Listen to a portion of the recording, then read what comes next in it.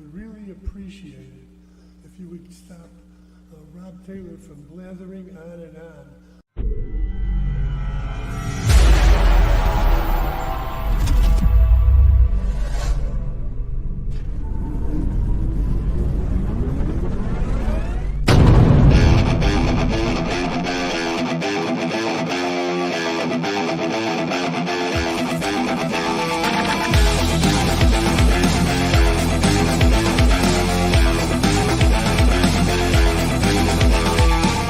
Opinions expressed by the talk show hosts, callers, or guests on the Rob Taylor Report do not necessarily represent the opinions of the hosting platform, subsidiaries, sponsors, or possibly anyone else on the planet or the known universe.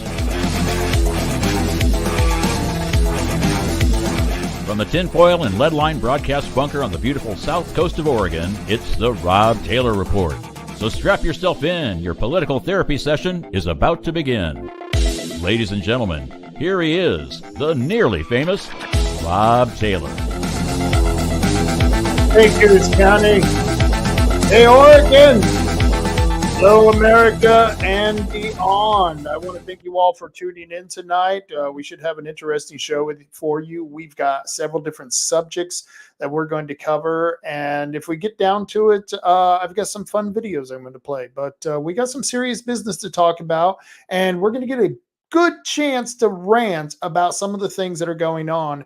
These are issues that we have talked about before on this show when we're talking about the wind turbines and the Bureau of Ocean Energy Management bringing their call areas to be leased right off our coast here in Oregon. I think it's a bunch of bull crap. I think it's a huge boondoggle, as Dr. Bob Zyback would call it. And it is a boondoggle, and it's not going to benefit pretty much, it's not going to benefit anybody here who's living here right now in Kuhrt County. And so, unless you're Melissa Cribbins, I hear Melissa Cribbins is working for one of the leasing companies. So I'm sure she's going to make a fine dime off of this, as she always does. You know, that's what Democrats do. They live off the death and destruction of others. And usually they're the cause of that death and destruction, using their government projects as a sledgehammer against all of society. It's incredible what that government sledgehammer will take out. We're losing our farming, our ranching, we're losing our fishing, and we're going to talk about that tonight. So I got some guests on here, and then we're going to cover some election integrity. So I'm going to bring my guest on right now. Joining me is Diane Rich and Marty Kuhrt. Hey, Marty. Hello, everybody. How you doing? How you doing, Diane? How you doing? I'm not doing so bad. It's good to see you two again, and we are living in interesting times. Which is actually a Chinese curse. It is a Chinese curse. A lot of people think that's not a curse. It's the opposite. May you live in interesting times. Yeah, no, I want to grow old. Nothing happening at all in a nice place where I can just keep my family safe. But it's a lot of people don't know that's a Chinese curse. They think it's the opposite, and that's cracks me up. Diane had sent me a couple of articles, one from ODF and W, and one from the Oregon Land Commission, I think it was, commercial fishermen. And I kind of wanted to lead with that. And Marty, you can jump in at any point in time, but what we're going to do is we're going to go over the wind turbine leasing project that BOEM has started. You've been a part of this from the beginning, and Diane and I we've been going to these damn meetings, which are absolutely, crazy because they're government meetings and they get absolutely nothing done. So we're having protests, and I'm going to talk about that. We'll bring on the commercial or the ad, the promo for the protest tomorrow. We're calling it a rally to be positive. We want to stay positive. And so, Diane, you sent me some stuff from the Oregon commercial fishing in 2022. I don't know if you have that on your screen, but that was quite interesting, some of those numbers. I do. And, we're looking at putting in $64 billion worth of wind turbines that have a life expectancy of 20 years. Now, in order to do that, we're going to be knocking out our food source through the California Kuhrt and our local fishermen. And if you look at this report, this is for 2022 commercial fishing. It's not as recent, but that's kind of how it goes, because they get the figures and then they compile them and then they release them a year later. We're just not up to date at all times. But Oregon's commercial fishing revenues dropped 41% to $231 million in 2022. And before that, they'd averaged quite a bit higher. But if we are to have these wind turbines access to 25% of the country's seafood industry, but in addition, we'd be losing almost 9,200 jobs. So this is something that is quite serious, when the wind turbines will not be bringing in 9,200 jobs. And they will maybe be a 20-year project, and they'll, in all effect and the goodness of their hearts, if they think they'll get 3 gigabytes, okay. But that's only 5% of Oregon's own consumption of electricity.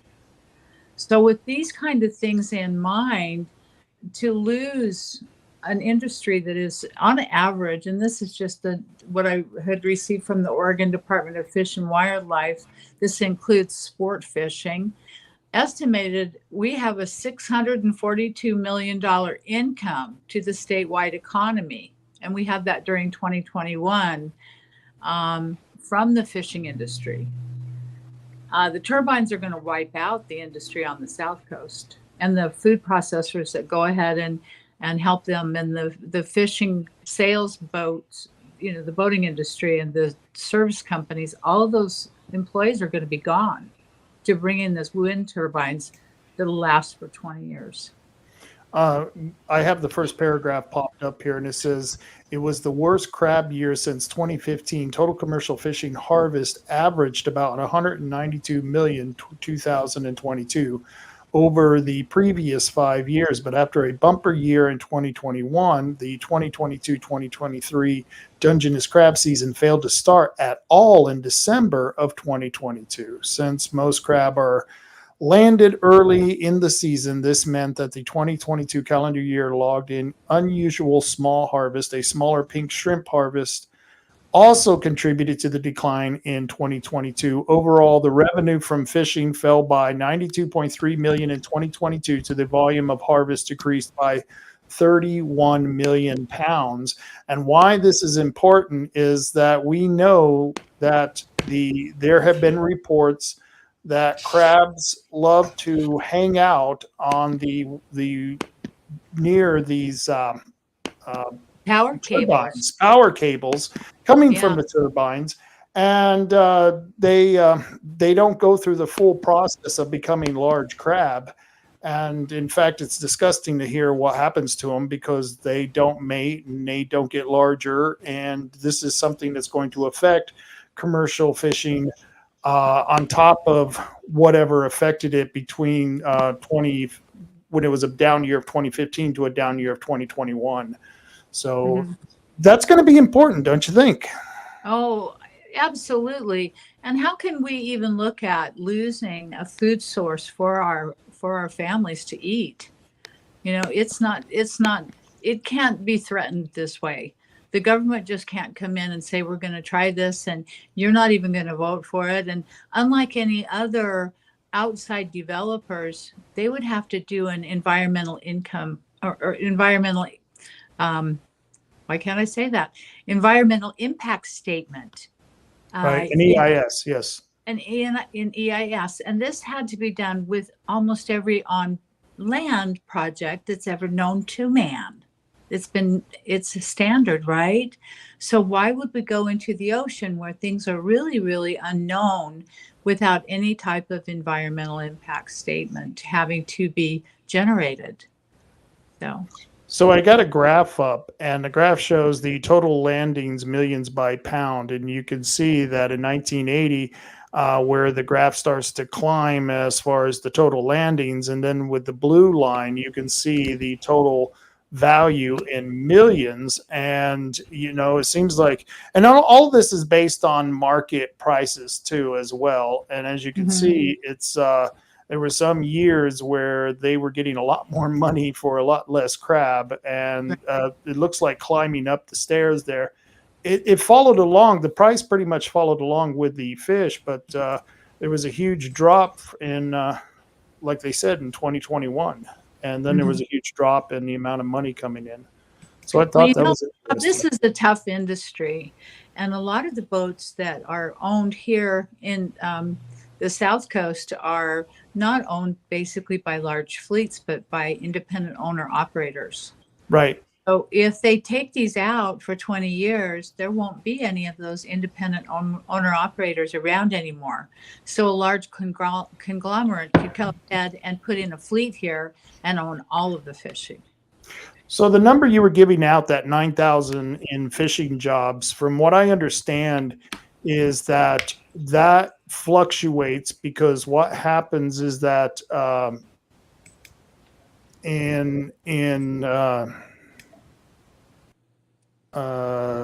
let's see, this is a graph of several different counties: Clatsop, Lincoln, Curry, Tillamook, Coos, Douglas, and Multnomah. And actually, they were talking that because fishing is seasonal, so sometimes during the season there are a lot fewer fishermen. And if you look, Clatsop had about 325, and Coos in 2022 had about 170 fishermen. And so this graph just shows how many fishermen are employed in this industry. And I imagine that without all the rules and regulations that have been put upon these people in the fishing industry, we'd probably have a few more jobs. And that's the jobs numbers aren't going to increase once the windmills move in. Once the windmills move in, they start having an effect on the wildlife that we consume for food. The wildlife catches are going to go down, meaning the jobs are going to go down. And right. This is No, just Rob, be a you're right about situation. that. And the 9,200 jobs that I'm talking about included jobs that were within the sport fishing industry and service and support industries that support commercial fishermen as well.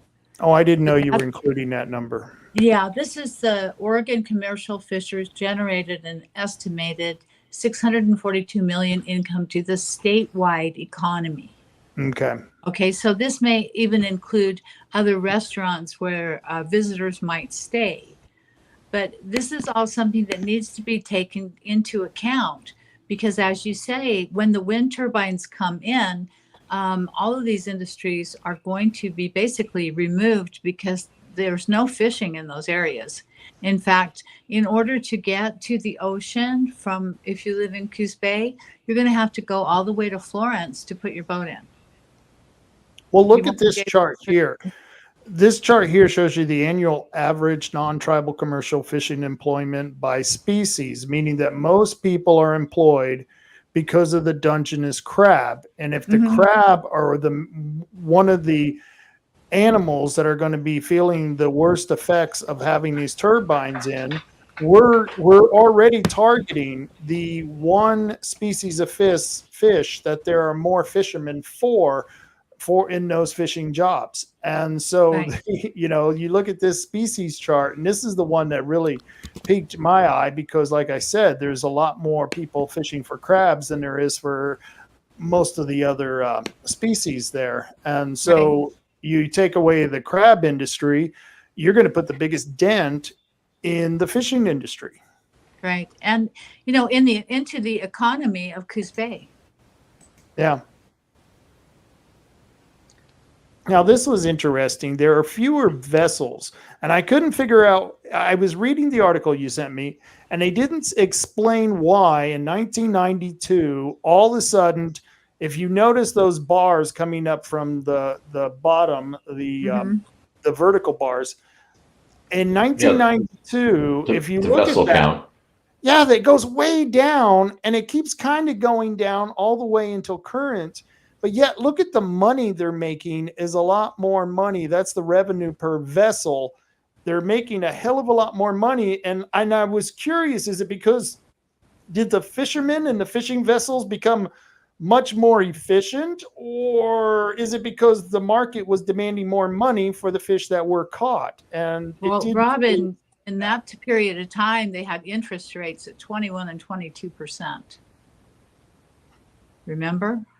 In 92, I thought that was the 80s. I didn't think 92 Well, was. No, I think in the early 90s and late 80s, they had really high interest rates, and that may have affected the boats and the fleet counts. But that is, I mean, I have to agree. I mean, it is, when you look at that graph, it's so consistently and steady from 92 forward, about the number of reasonably the same number of vessels, right around 1,000. Right. And then it's all of a sudden before that, you got, 1,500, 2,000, 2,500. Why the big drop off? I mean, was there some regulation change that said, oh, by the way, you got to have, you got to have, like, there's a certain regulation change where in California, for instance, there was a regulation change that says you can't drive tractor trailers that have, that are over, I think it was like 15 years old or whatever, to save the environment. You can't have these, smoke belching diesels anymore. You have to have something brand new. Well, most owner operators can't go out and buy a brand new tractor trailer. All of a sudden, they're moving their operations to Arizona, or they're in their operations somewhere else, because they can't afford to buy a new truck. So maybe they changed the regulations, and all of a sudden in 92, 1,000 fishing boats had to go somewhere else. I mean, I know for a while, Bandon used to have a really big fishing fleet. Right. And, they had fish processing plants. They had, gobs of fishing boats in the harbor. I remember when I was in high school here, it was like, it's like everybody got summer jobs working on fishing vessels. Well, except for me, because I was 4'11", and they're like going, yeah, come back when you grow up, kid. We call you Dave. Yeah, exactly. We're going to use you for chum. And I'm like, that doesn't seem like a very good job. I'm going to have to pass on that. Thank you. But no, I mean, it's like you kind of wonder, with Bandon Harbor closing, they don't dredge it anymore. You can't. One of my classmates, Gagnon, used to have his boat here, but it got to be such a challenge to get over the bar. Now he's based in Charleston. Right. Yeah, and the other thing with the interest rates, like you said, after 92, they stay pretty level. So the interest rates have changed from 1992 to 2010. The interest rates were definitely falling within line to what they are today. So I don't know if it'd be so much interest rates. I think there has to be it could be also, maybe there was a die off of fish. Maybe the harvests weren't coming in and they just weren't able to catch as much. You know what I mean? I would love to find out the story to this graph, because they really didn't tell to me the really important part of it. Yeah, I mean, and it could be regulations changed where they said, well, you can only catch X amount. And so, a lot of the, that would essentially like take all the people that are sort of on the edges and the fringes anyway, and basically run them out of business, because, well, I have to be able to catch X times 2 to break even because my boat's so inefficient. Or some regulation where it's like, okay, now you got to have this person that gets paid $500 a day to sit there and watch you fish to make sure that you don't injure an albatross. And that's happening, right? And that's happening now. They actually have to pay somebody. We heard that lady talking, and I thought that was extraordinarily overbearing. But no, I'm going to send this over to Reg Pullman. And they're going to kill the albatross off. We've got to have enough to take them out with the wind turbines, right, Rob? Well, yeah, of course. Yeah, I mean, how many albatross can one fishing boat take out? But a wind turbine, it's going to be there all the time. There you go. Yeah, I mean, a fishing boat, you go in, you go out, you go in, you go out. You're not out there 24/7, 365. So you can only kill so many albatross. Miles per hour, Yeah, rotation. exactly. I mean, we're basically putting in these 1,000-foot tall chipper shredders that are going to like chip up all our, cut up all our birds and make all our crabs go sterile and screw up all the currents and and irradiate irradiate anything on the ocean floor. I mean, you were saying megabytes earlier. I think you meant megawatts, but I thought it was supposed to be No, 3 it's terawatt. gigabytes. It's It's 3 gigawatts. It's probably gigawatts, and but gigawatts. You're right, gigawatts. yeah, Three gigabytes would be is like a disk drive, but yeah. gigawatts is equivalent. 3 gigawatts is only 5% of what Oregon's needs are. Yeah, And but they even stated that anything, if anything, is produced beyond that point, it goes to California, which is even worse.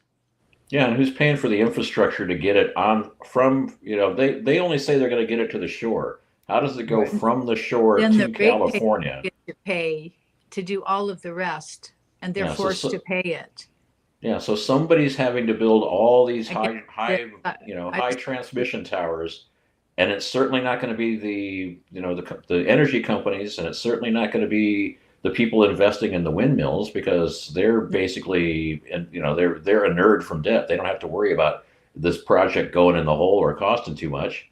No. So who's going to eat it? The taxpayers and the ratepayers of the electric companies. So And then when it fails, we have to pay to get them removed if we can afford to do so. right. Can you imagine what that's going to cost? Those huge monstrosities. I was at the commissioners meeting, and the commissioners at one point were talking. The state of Oregon had stopped some project of bringing energy in because of the lines, the power lines that were going to have to be used.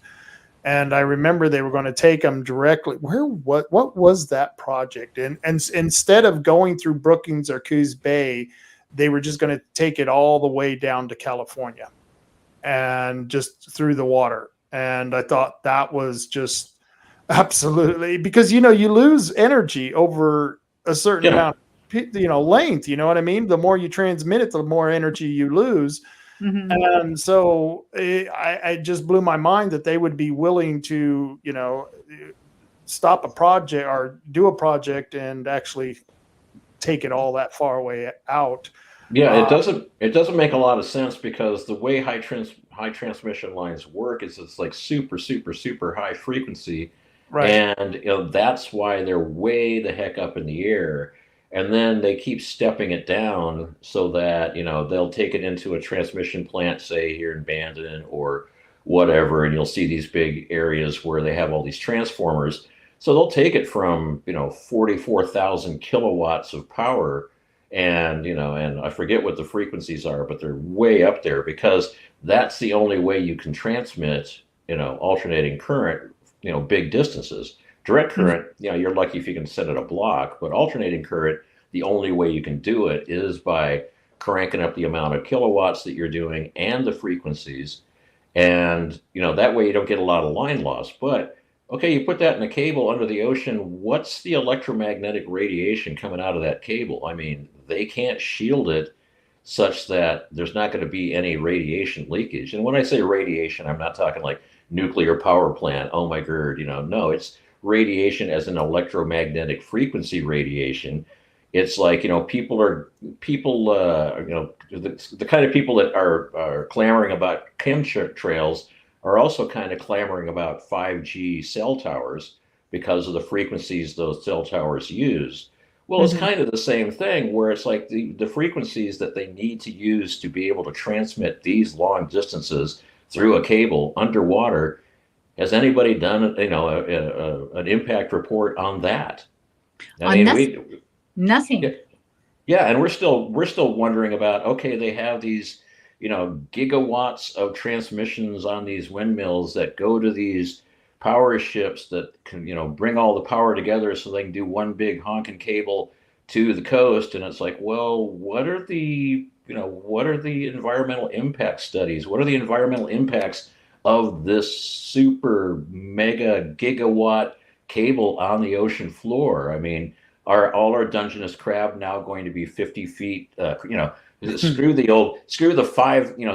5-inch like crab thing where you have to measure across it's going to be like a 50-foot crab, it's going to be wrestling fishing boats out of the water, Godzilla's going to be running away in fear because these crabs are Yeah, irradiated. giant crabs. Yes, that's a scary story. The opposite is happening though, from what I understand, with the few studies that I was reading about what happens to crabs, and that they don't, because they gather around the power lines.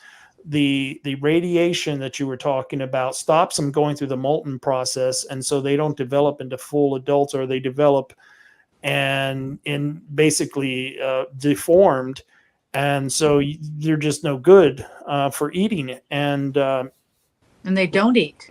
they stop don't eat, eating, and they and they stop stop mating. eating.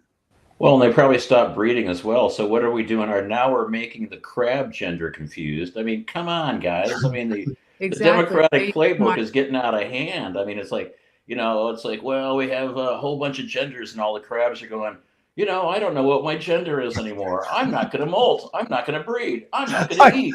I refuse to molt.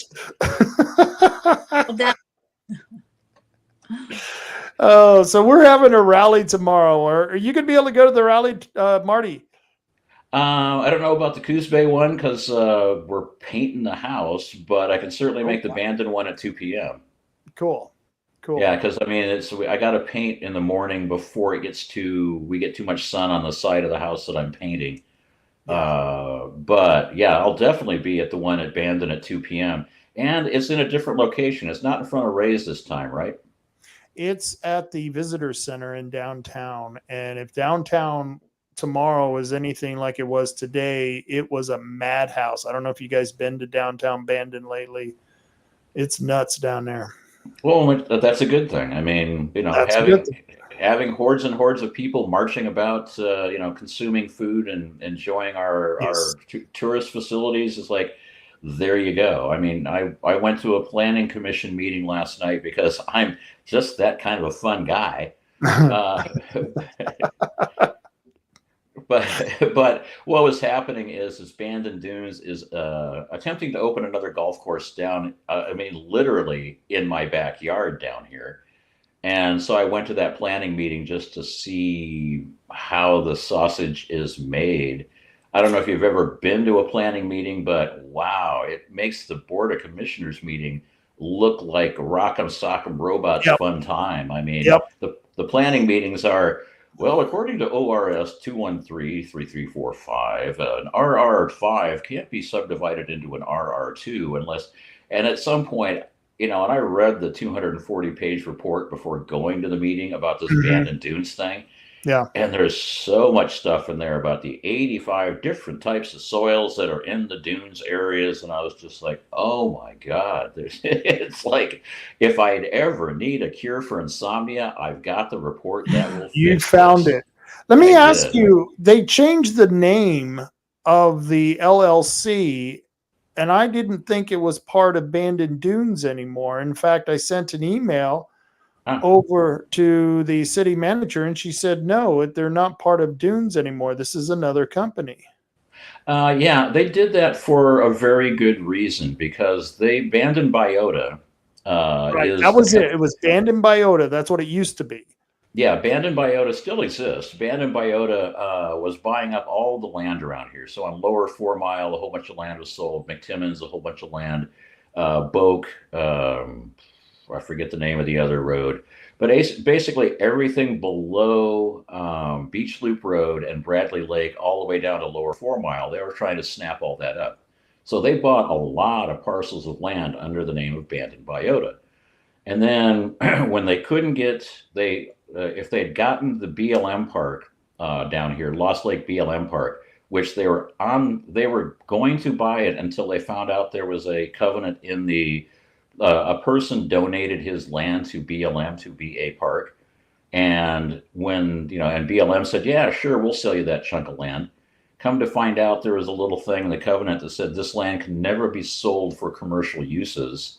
And so it kiboshed that whole thing. Otherwise, they would have a golf facility that went from Lower 4 Mile all the way up to Beach Loop Road. So when they had to cut down the amount, it basically cut their land in half. Right? It's not just a long, big strip down the coast.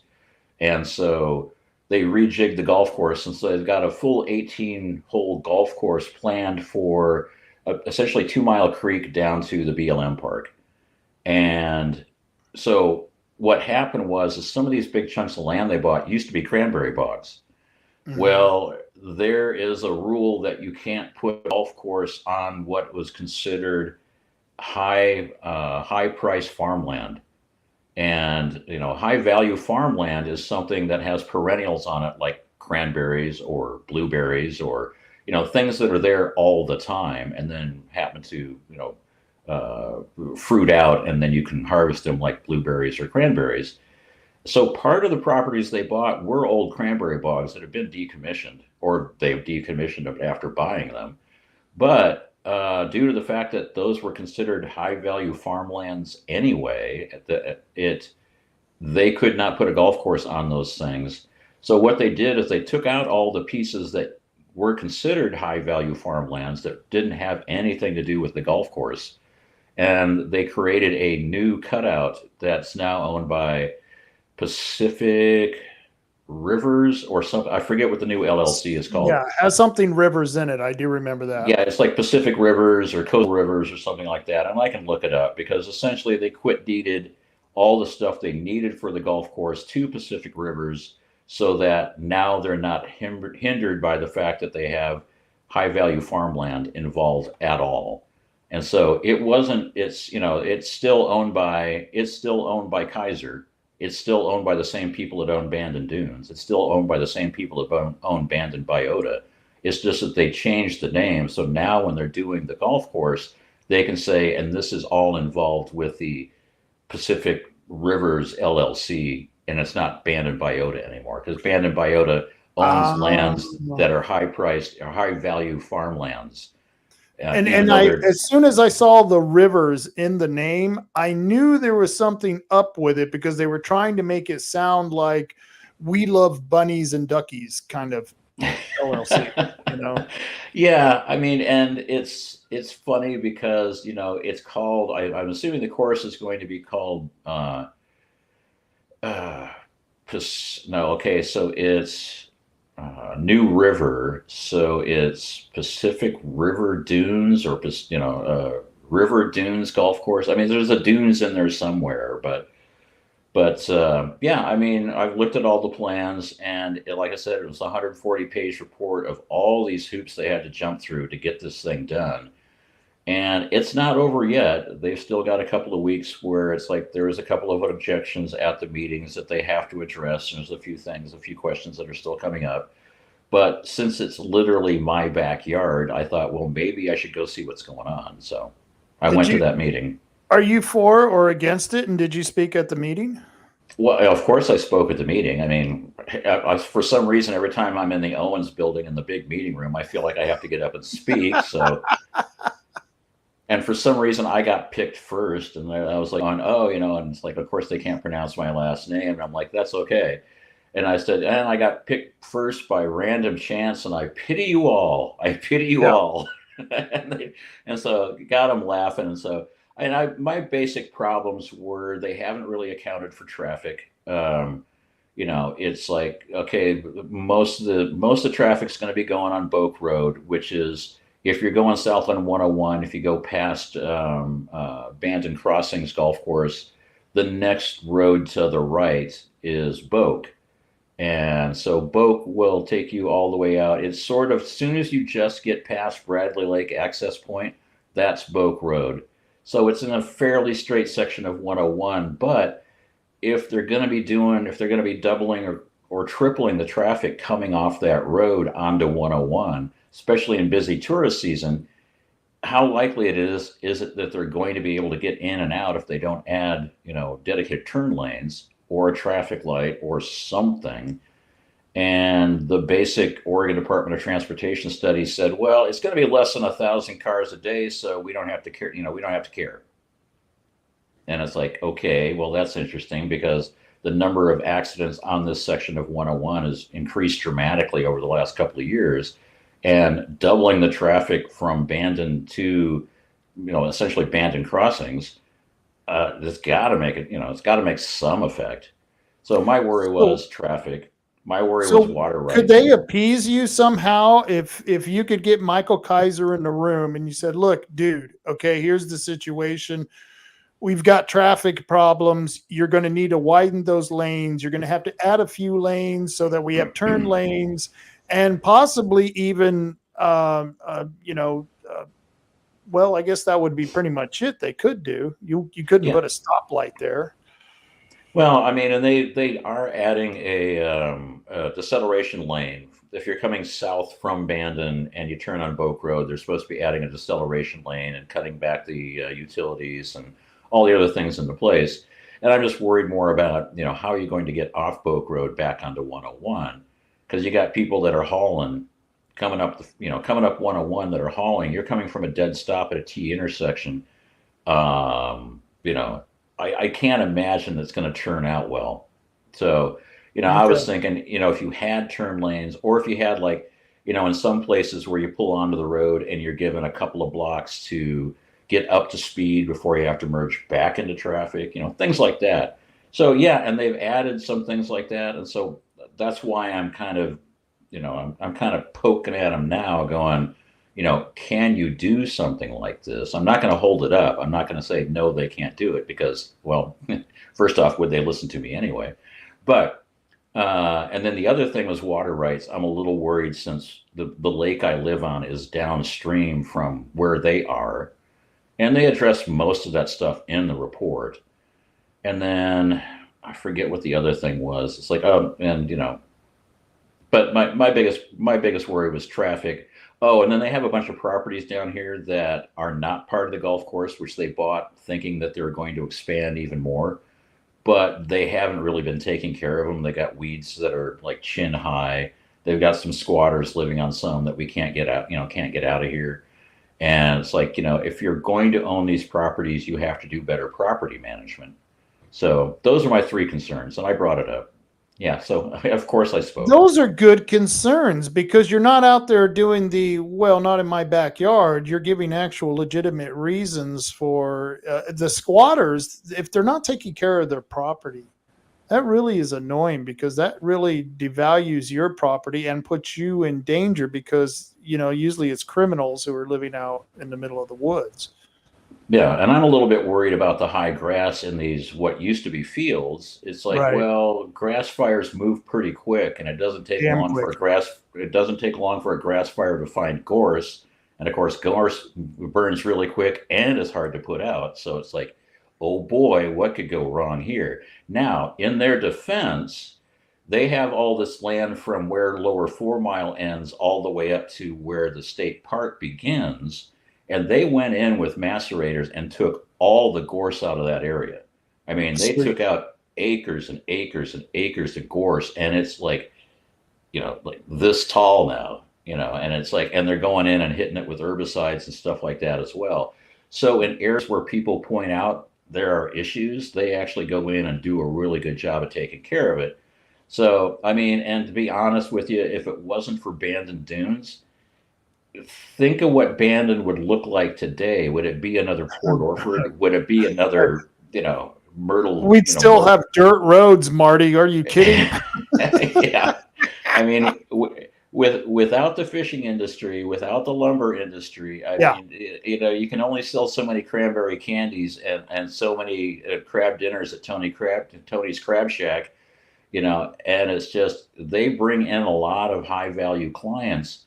Unfortunately, most of them stay at the resort, but that still brings a lot of people in, and it still brings a lot of money into the area, and it certainly gives a lot of unemployment. It gives a lot of unemployment to people in the area. It gives a lot of employment to people in the area, which I think Diane can attest to.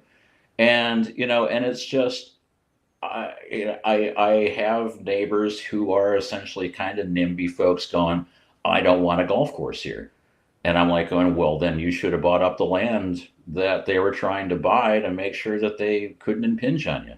Yeah. But I mean, the golf courses that Bandon Dunes have put together, they are world class. Oh yeah. So instead of in any way saying anything bad about the Bandon Dunes, I would be appreciative of the fact that they are employing 800 people. I mean, that is amazing. That is staggering in a county this size, 800 people. I think they're the number one employee, if I'm not mistaken. I thought it was like Coos Health. I thought it was like Coos Health and Wellness #1, and then Bandon Dunes. But I don't know the exact numbers. But Bandon Dunes is right up there. Yeah, but Marty, can you count government administrators as an actual job? I mean, and I'm going to incur the wrath and the ire of a lot of people when I say most people that work in the government are just like exactly the same as the people that collect welfare, except the people that collect welfare aren't going to keep me from doing things I want to do. Yep. I mean, I like welfare people better than I like most bureaucrats, but that's just because bureaucrats are like going, well, you can't walk on that beach because you're going to endanger a snowy plover. And I'm going, what has a snowy plover ever done for me? Right. When we first went to the ocean, when we moved here, and we went down to, I think it was Coquille Point, and we got out of the car, there's this huge sign before you get to the beach telling you all the things you can't do. And from what I gathered from that, swimming and looking are the only two things you can do. You can't climb on rocks. You can't dig holes. You can't pick up anything. I mean, it was wild, the rules that they had out there. I'm like, man, this is a pretty delicate territory out here. I don't know what's going on, but yeah, I mean the same thing at the BLM park. I mean, in my neighborhood here, it's like the sign for all the things you can't do is humongous. I mean, it's like, yeah, you can't pick this. Oh yeah, don't walk through there, and don't trim anything. And oh my God, you can look at the water, but don't touch the water. And you can walk your dogs, but clean up your poo, and so forth and so on. But I was just like, the restrictions were like, okay, no fires, no campfires, you can't stay overnight, and so forth and so on. And I see that at every state park and every beach access park along the Beach Loop Road. And I'm just, at what point, I mean, I can understand if people are doing really dumb things. It's like, okay, no quarter sticks of dynamite, right. Please, no taunting the whales, things like that. But I mean, no shooting midgets out of cannons. We're not going to do that, folks. We're not going to do that. Yeah, I mean, I lost my whole midget cannon shooting license thing. You got to keep those permits. Marty, keep those permits up to date. So Diane, we've got this rally tomorrow, and you're going to be there. We're going to start at noon. We'll be down on the boardwalk with signs that are great, and hopefully we'll meet some new friends. We had quite a few new friends last time, and I sure do appreciate people joining us and being a part of this movement. And maybe we can stop this before it gets too deep. Yeah, I think the response that we're getting is well worth it. The majority of the people gives us thumbs up, and they honk their horn and they cheer for us. And not too many of them spray us with hoses. I do appreciate not getting sprayed with the hose. It happens. But yeah. That was in Brookings, though. That was in Brookings, and I don't know what happened, to be honest with you. But we'll continue protesting for our hour and a half, and they'll continue probably doing crazy stuff. You're harassment. That's the problem. It's your harassment. You like harassing young little girls? I like photographing. I'm just videotaping. Yeah, good. We're allowed to do it here. I know you want us to stop doing everything. It's my First Amendment right, too. First Amendment right. You're on my property. You're on my property. Sir, you're on my property right here. I am. Do you see? For some reason, You're on private property. Sure. Good for you. computers seem to be having issues. I should leave and come back because I don't see anybody. It's not Oh, somebody. there we go. It's a public access sidewalk. Yeah, I just kind of dropped off there for a while and I'm not sure. I mean, it was like Not it says that. your browser failed to play a video, and I'm like, I wasn't asking my browser to play a video, and then it automatically muted my microphone. I'm like, well, that I can understand. Even my computer's going, okay, I've heard enough of you already. There I you wonder go. if that video played. It If did. anyone's I saw it. okay, well, hopefully it played. here. And I was able to unmute it by tapping the screen, and it unmuted and went on from there. Oh, were you playing a video of them getting sprayed in Brookings? Yeah. And that Oh. lady coming out, you're on private property. You're on private property. Lady, it's a sidewalk. Yeah, Yeah. sidewalks are public Go. property paid for by all the taxpayers. Wow, Yeah. some people's kids, like I was telling, I forget who was on here not too long ago, and I was telling her if they would have just came out with cookies and been nice, they probably would have done better in the arena of public opinion, you know? Right. It's just, wow, people are. I just can't imagine anybody that's an onlooker when they see the amount of honks and waves that we get when we're out protesting against the wind turbines would ever consider that to be a rally they didn't want to be a part of. I mean, Right. public opinion is so strongly on our side that I just really can't believe that she acted the way that she did, and then continued to do it the next week and sprayed everybody with water over there. And, this is just uncalled for. It was funny. I actually enjoyed it. Because you're out there standing there with a sign. It's like, oh, well, this is entertaining. I didn't know I was going to get a floor show. And so, yeah, it was just, okay, so they stood not on her sidewalk, but right next to where her sidewalk began, and they were still getting hosed down. And I was just like, there's just no making anybody happy sometimes. There are people that are just professional complainers, and you've been to enough board of commissioners meetings to know how that works out. That's true. Oh, I was at the last one I was at. I mean, Dr. Frank gave a really nice speech, and it was like, and people got up to complain about it. And it's like, well, this is not a topic for discussion. He's giving a presentation, but Right. still people have just like felt the need to get up and talk. And I was just like, wow. And then when they were getting up to talk, somebody else would get up to talk, and they're talking over and behind them. And I'm like, okay, either you don't have the horse, so shut up. But two, it's like you had your chance to talk. Now let somebody else talk, dingus. okay, here's the thing that really cracked me up, Marty, is the IT guy. The IT guy who's never been able to get the Zoom meeting audio to work. When I watch on Zoom, and I almost watch every meeting that I don't go to from the county.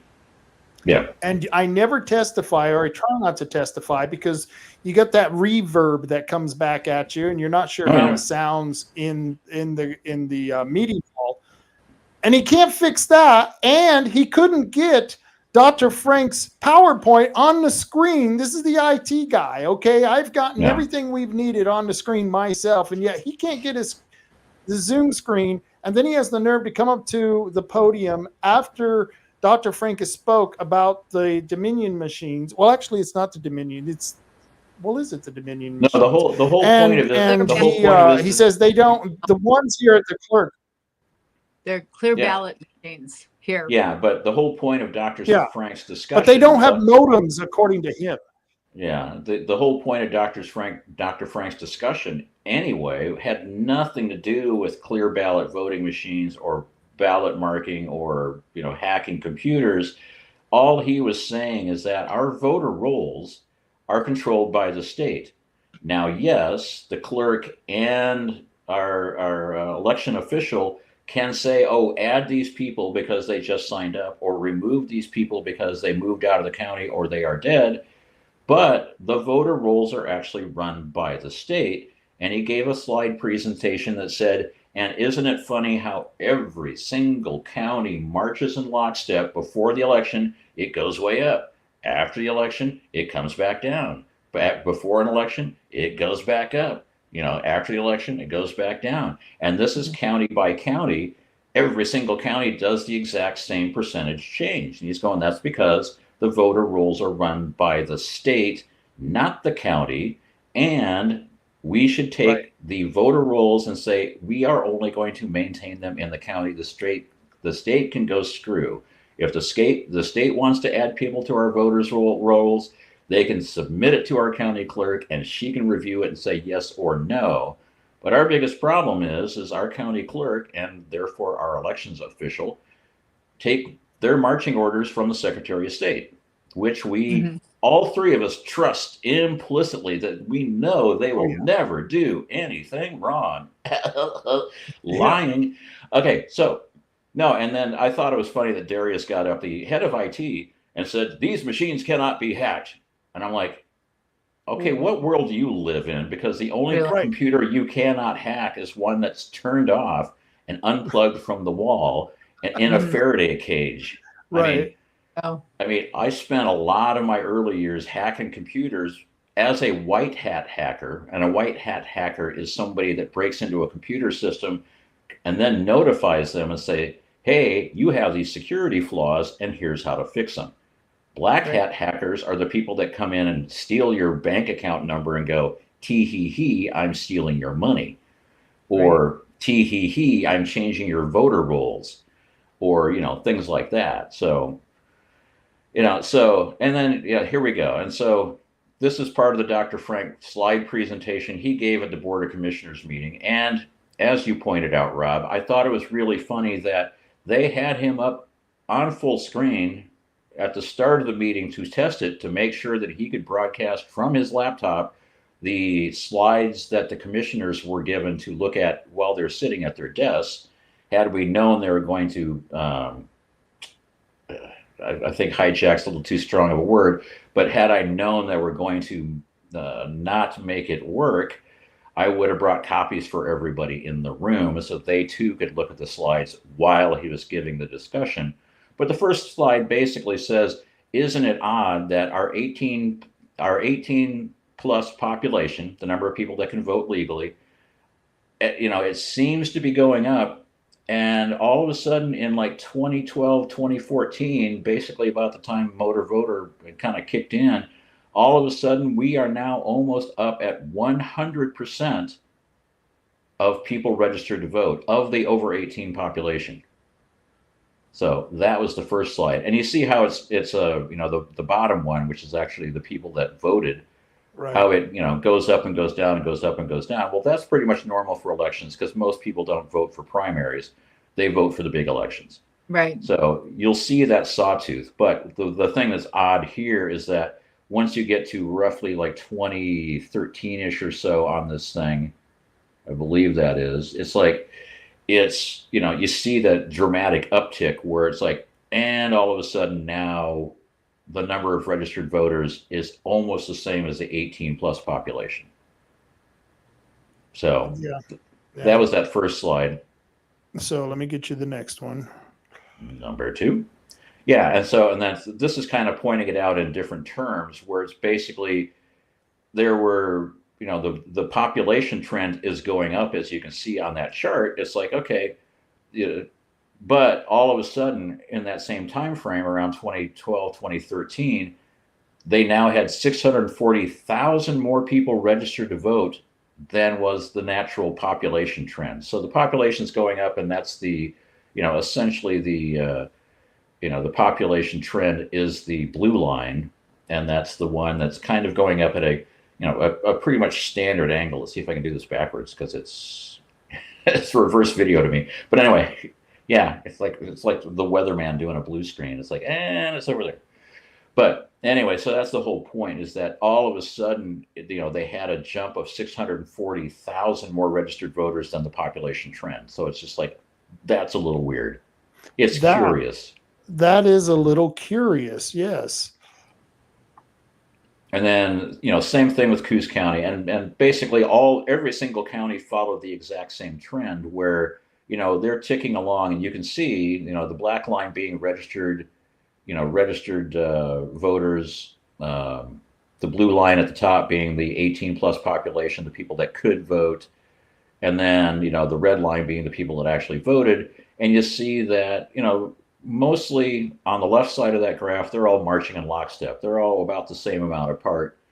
And until you get to, that 2013 date where it's like all of a sudden now, registered voters just go through the roof and almost match the amount of people that can be voters.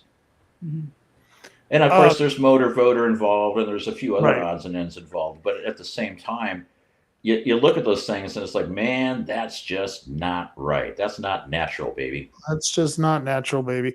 The thing about this is that the Republican Party at that time was either we were either outnumbered by the Democrats or it was almost equal. And now the Republicans, from what I understand, have a lead in Coos County, and they have attributed that to the fact that most of the people who went through motor voter registration registered as a Republican. What do you think of that? Oh, I thought everybody, I thought everybody got changed to NAVs. I did too. Yeah, you said everybody got, we have more Republicans because of motor voter. And I thought if you went through the DMV, you were automatically chirped as a NAV. But no, I think some people, it did happen, but I don't think it happened to everybody. And I don't know how many people said they were mad because they didn't want to get registered to vote, which I thought you could opt out from that. So I didn't understand why they were going ahead and registering to vote if they didn't want to register to vote. I haven't gotten a driver's license in a while. I'm not sure how that works. Yeah, when I got my driver's license, there was a thing on there that said, do you want us to register you to vote? And I said, no, I'll do that all by myself. Thank you very much. Right. And because I was already registered to vote, I was just, getting a license here because my license had expired, and it was like, okay, time to get a new license. And the funny thing is I tried to get a real ID, and a real ID, you have to bring in two forms of identification. One of them can't be your driver's license, obviously. But so I brought in, and they said, oh, but you have to bring in like a 1099 or a W-2. Bring in an IRS tax form that has your social security number on it, and maybe your social security card, and maybe your passport. And so I brought in my passport, and I brought in a K-1, which is my, it's an IRS form that has my social security number on it and a K-1 is business tax. Right. If you're in a partnership, you get a tax form that says your percentage of the partnership made this much money, got taxed this much, this much. And so it's an IRS form with my social security number and my name. And they're going, well, that's not a 1099. I'm going, you're right, it's not. It's a K-1. Well, that's not a W-2. I'm going, you're right, it's a K-1. Well, we can't use that for real ID. And I'm going, oh, man. I can see this is an argument that I am never going to win unless I get a manager over here. And then I realized the person I was talking to was the manager.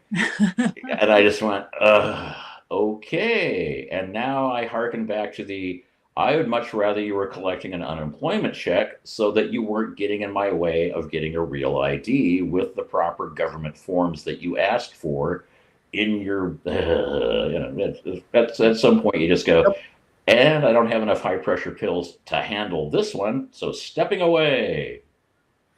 Yeah, these are the same people who are now handling most people's health care. It's scary. Oh, so they're handling our voter registration, and people like this are handling our health care. And I'm like, oh, there's nothing to worry about there. Right. Explain this one to me, because I couldn't remember it and I couldn't go over the explanation for it. Yeah. So essentially, what's happened here is, all these lines represent all 36 counties in Oregon, and so you can see, registrations fluctuate, and they go up, they go down, they go up, they go down. And you can see certain trends, but they're not all, they're not all in lockstep until you get up to that magic 2013 area. And all of a sudden now they're all gravitating to one point.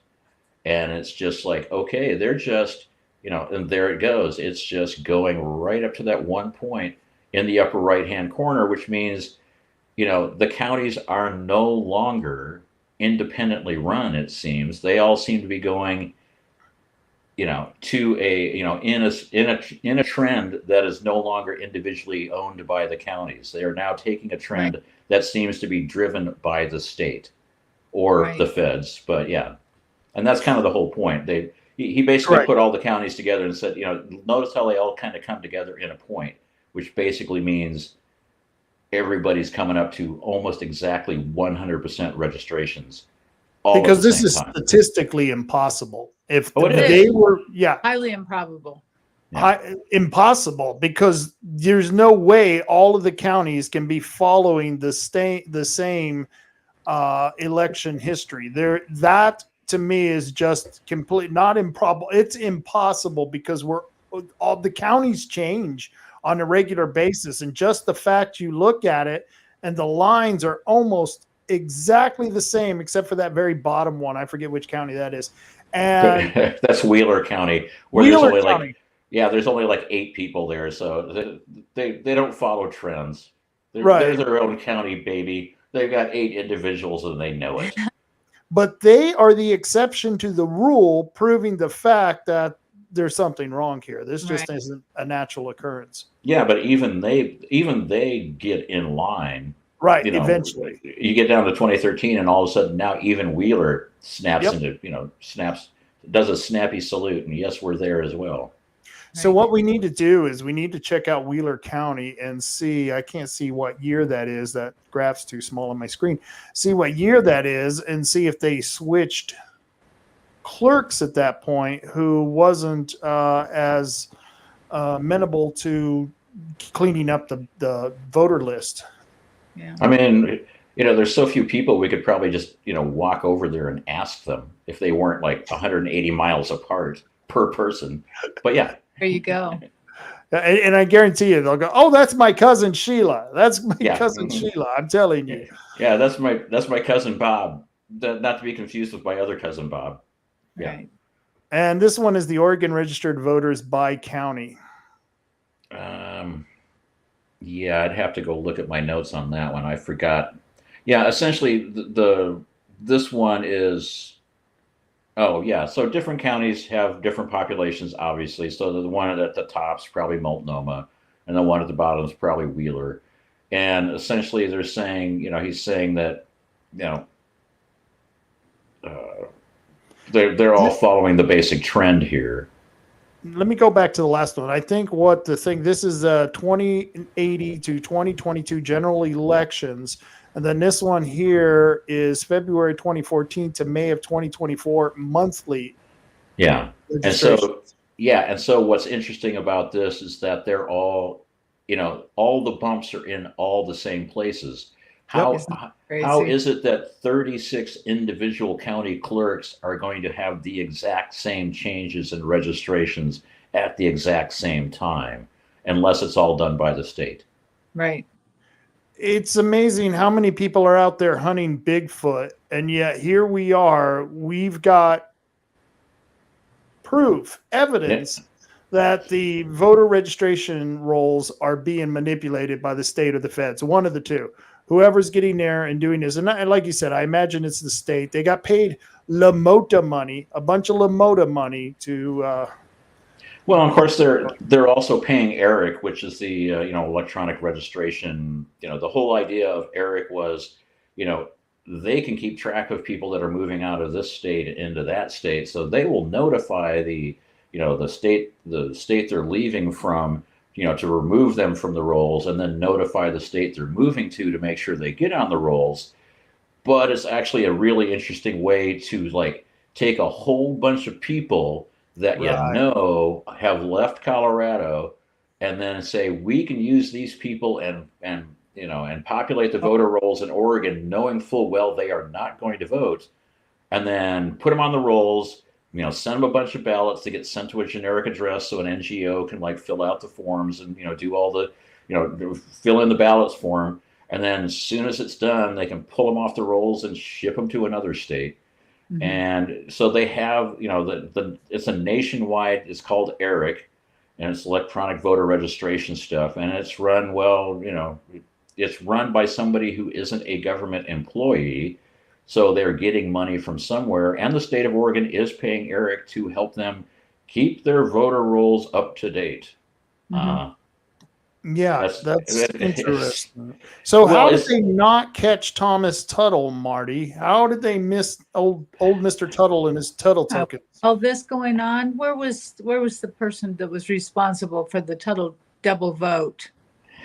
well, and here's the question I have is that, you looked into this, you reported it to the state of Oregon, you reported it to the state of California, and they were basically like, yeah, well, okay, the statute of limitations has expired, or, oh, it wasn't, the vote wasn't on the same day, so we don't have to care. And I'm like, what?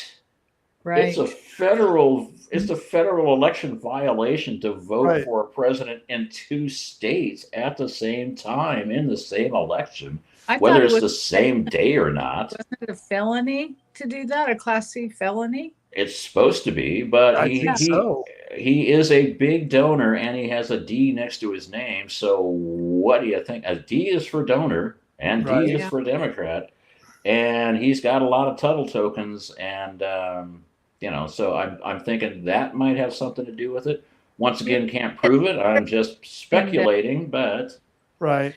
All of the But- projects that DBS puts forward happen to be located on land that Tuttle owns. oh yeah, Was that Tuttle owned. And the value of that land and the building seems to go, sells it to the state or the county or whatever he, connives and puts together.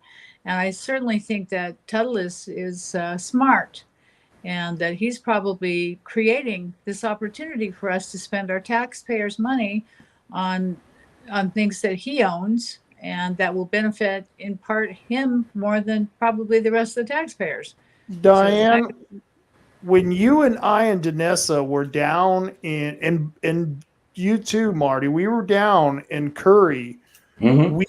Remember when we were getting that paperwork, they told us that David Brock Smith and a couple of the other representatives from the area were up in Washington, D.C. trying to bring money back to the county.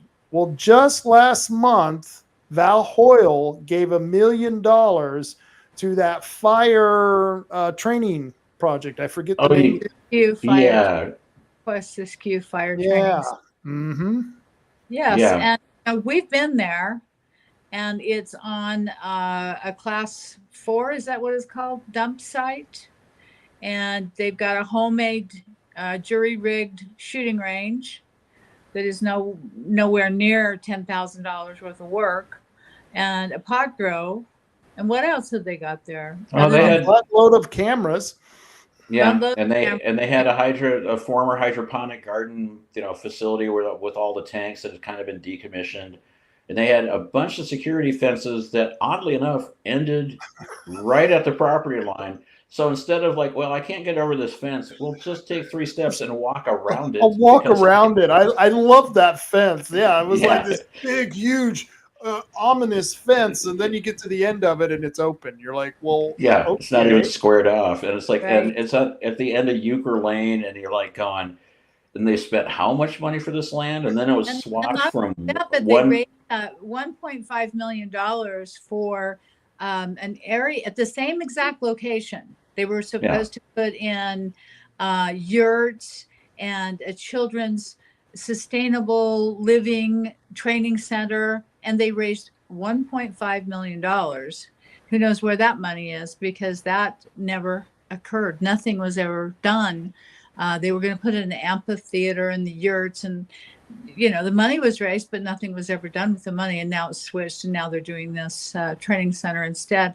That is quite simply, it looks like a sham to me. I mean, it just Well, doesn't. I mean, yeah, and then there was the big white brick, or not a big, but the white brick building that had all the window shades drawn. That was supposed You to be mean the the South headquarters, the Foundation Southwest Oregon Children's Foundation. that doesn't Yeah. have. It looks like a place where they hide children away from people, Yeah. that they kidnap.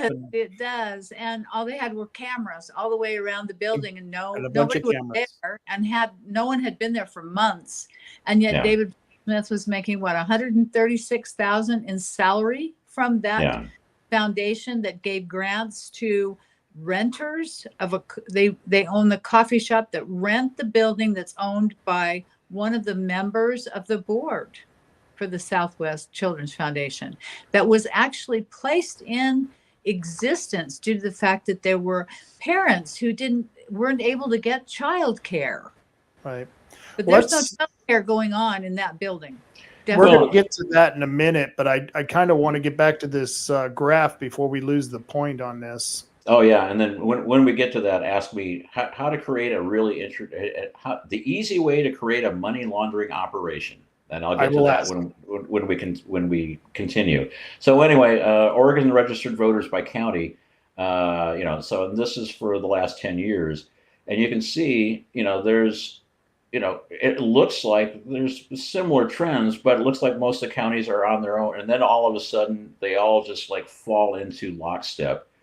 And and of course, like we said, except for Wheeler County, which is the one that's kind of dangling off the end on the right there. But so it's just taking the previous graph and putting it in a different format so that you can see, the fact that they all converge to a point. Mm-hmm. Very interesting. Very interesting. Let's go to the next one here. Yeah, same thing.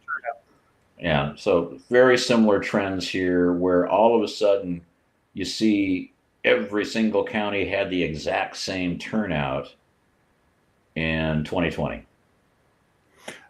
And once again, this is just it's just impossible, because the county shouldn't be. I mean, you would expect some certain pattern. The jagged, the saw band looking graph, up and down, the primary in the general. Yeah, the sawtooth graph is going to look like that because of the way elections work, where every 4 years you have a big election. You got a president, you got a vice president, you got a senator or two, that kind of thing. And then you get the primaries where you're like I'm voting for a bunch of judges that I have no idea who they're talking about. And, oh, look, they have dog walking license tax and Coquille. Yeah, I'm really going to be jumping out of my seat to vote for that. But, so you're going to see the sawtooth graph, for big elections, minor election, big election, minor election. The point of this graph is, you see on the left side of the graph, it's like all the counties seem to be, they follow the sawtooth, but they're there's a big disparity between how many people are registered to vote and how many people are turning out and all that good stuff. And then all of a sudden you get to the right side of the graph, and in 2020, every single county had the exact same percent turnout. I mean, that's what the point of that point was. Yeah. Oh, but Wheeler County, once again, follows its own trend until about the same spot in the graph as the last graph did, where Wheeler then starts following the trend of all the other counties to the point where it's absolutely duplicate.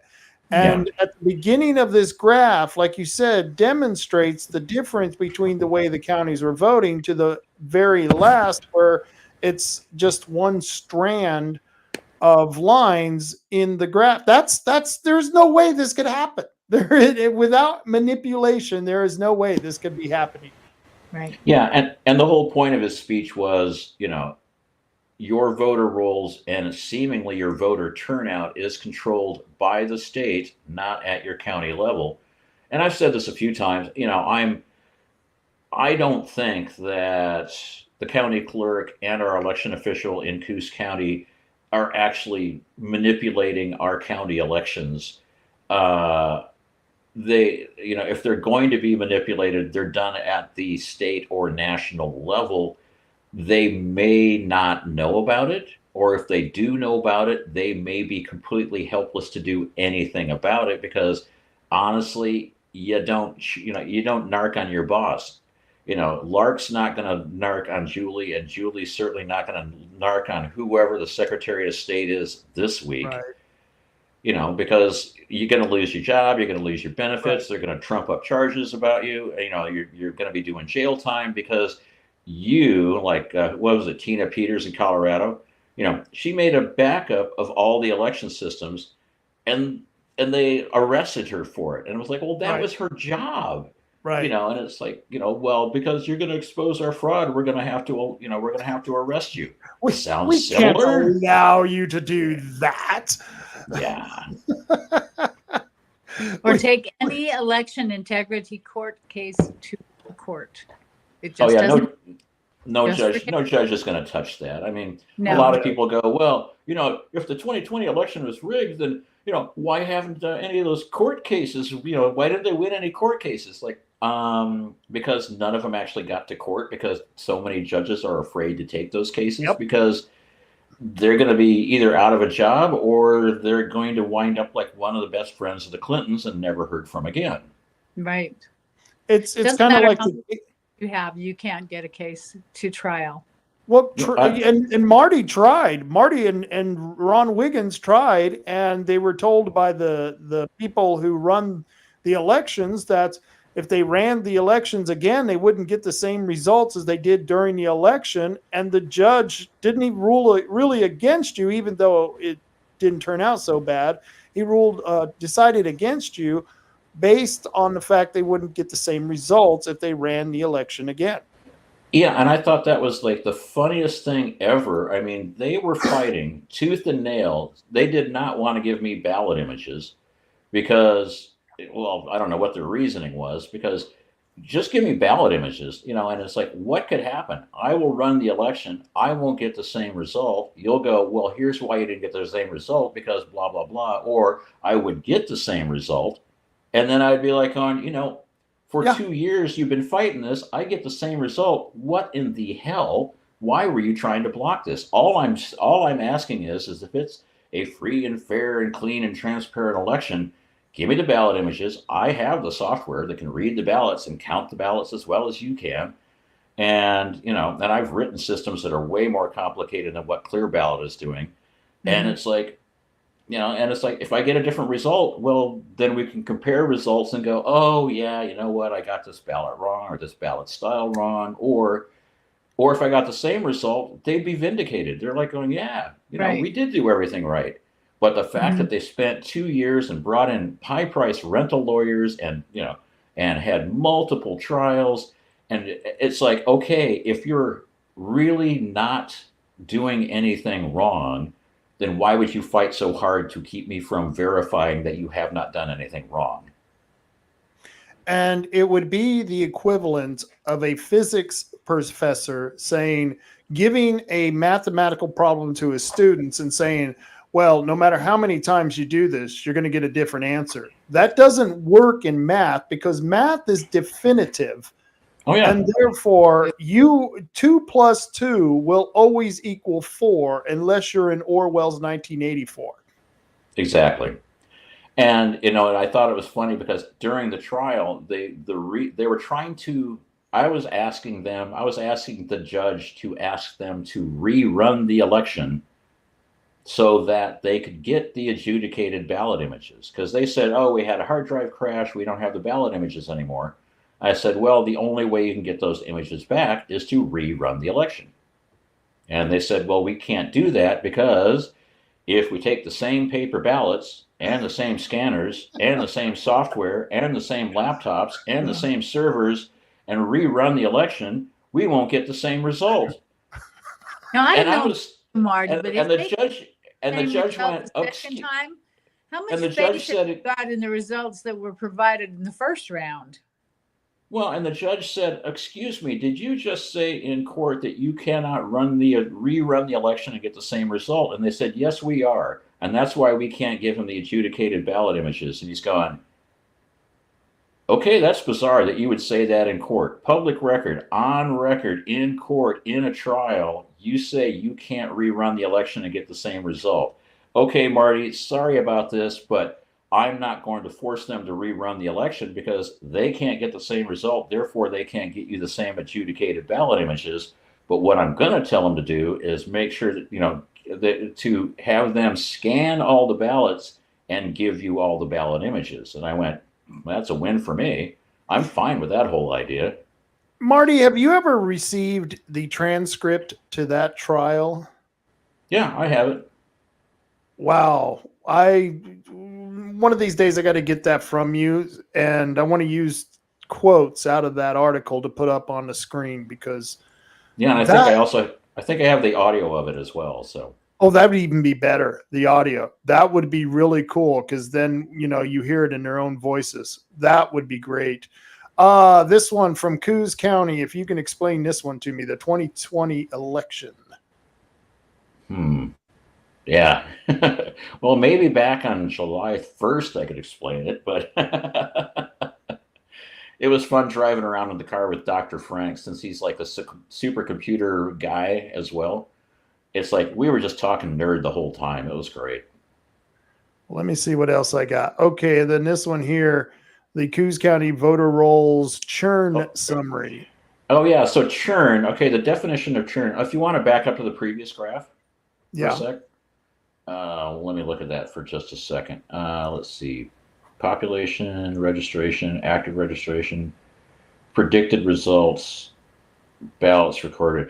Oh, essentially, what he is saying is that by using the trends of other counties, he can predict the results of how any other county in the state's going to turn out. Actually, there's a lot of this stuff that's nationwide, but using the data from all 36 counties, you can get a specific trend for the population change, the registration change, the active registrants change, and the ballots sent out and the ballots returned, and you can predict the results of the election within a certain percentage. And the whole thing is that the R number you see in the lower right hand corner, 0.998 means that it's not 100% sure, but it's these 99.8% sure that his predicted numbers are going to be how the election turns out, and he was right. And so how do we turn this into a gambling venture that you and I and Diane can make a fortune off of this because we can now predict the election and we're going to make bets on this? Okay, I'm just throwing that out there. Oh, yeah. I mean, it'd be great if we could get anybody to bankroll us. Always a problem, huh? Always a problem. Always a problem. Okay, let's go to this next one now if you'll explain the churn.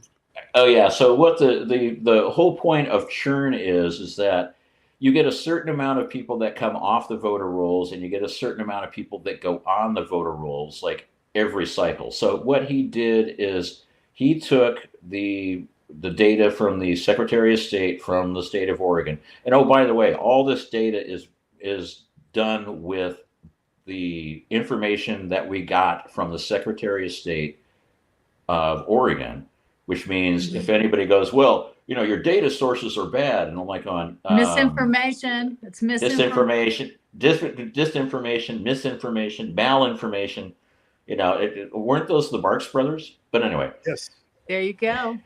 But anyway, it's like, so he got the voter rolls from January 21st, the 22nd, the 23rd, and May or March of the 24th. So for 3 years, he would take the voter rolls and he would see, okay, how many were removed, how many were added, of the removed, how many of the removed were active voters and how many of the removed were inactive voters.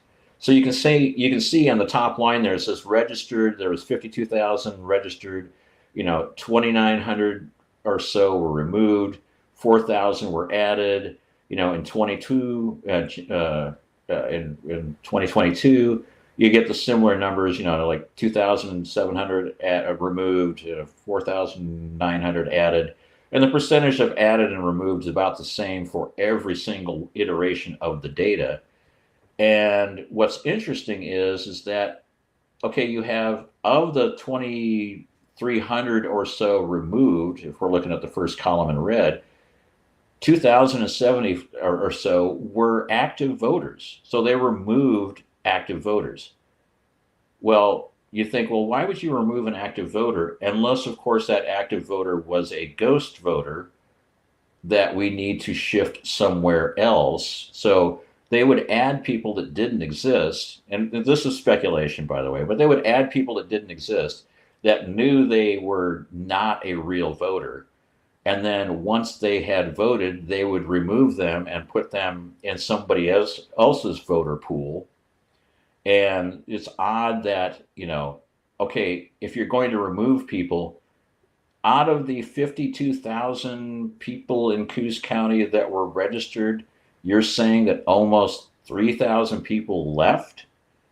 And of the 3,000 people that left, 2,000 of them were people that had, were active, i.e. they got a ballot and they returned it.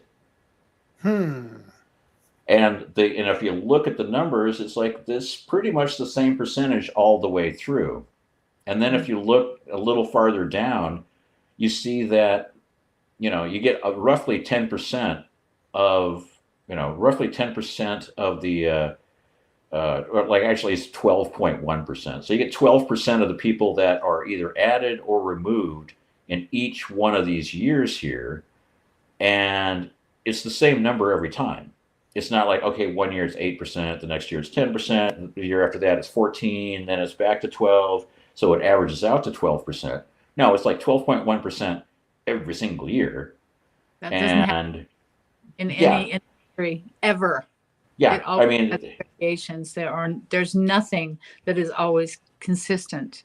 Yeah, I mean, it's people moving. I mean, factories open, factories close. It's so forth and so on. There are reasons why people move and people move out and people move in, but not at the same percentage rate every single time. And so once again, that's not natural, baby. And the whole point of this is that you got 12% of the churn going on, and over the span of those 4 years, it's like 30 to 40% of the total voter population of Coos County has changed. Now, I'm sure if we went to the clerk or Lark and said, "Hey, have we changed? Have the voter rolls changed 40% in the last 4 years?" They go, "What are you, crazy? No, we're not. We're not doing 6,000 changes in the last last couple of years," which means once again it's done at a state level. Right. Yeah. So it's not done at the county level, and the whole point of the argument is everything should be brought back to the county level, so that we know. I mean, because we trust our county people. We live with these people. We know these people.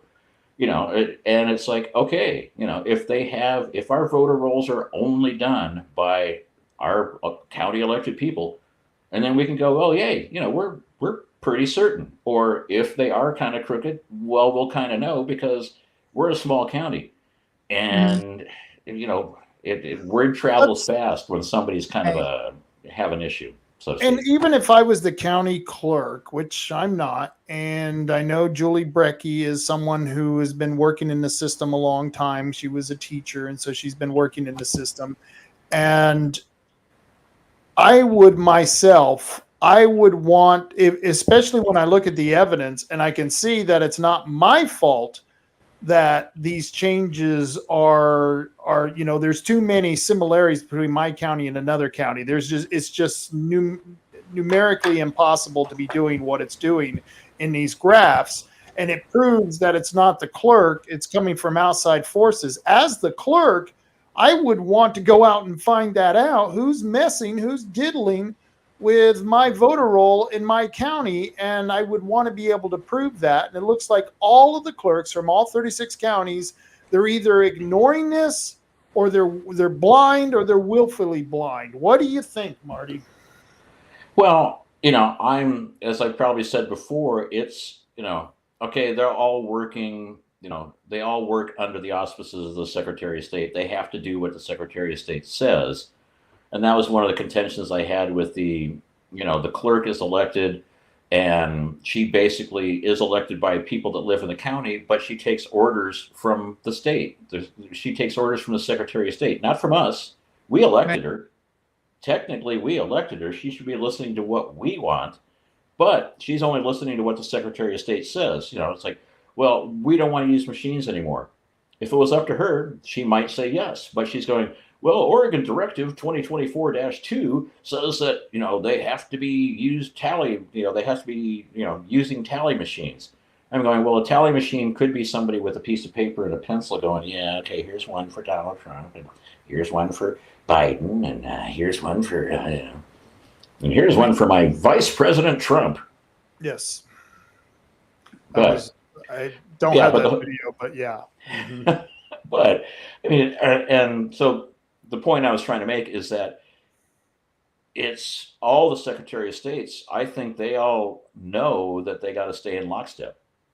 I mean, I actually think Debbie Heller, when it found out that quote unquote the hard drive crashed and they lost the images, I think they basically came down on her and said, okay, come up with some reason why you can't give them the images and you can't give them the cast vote records.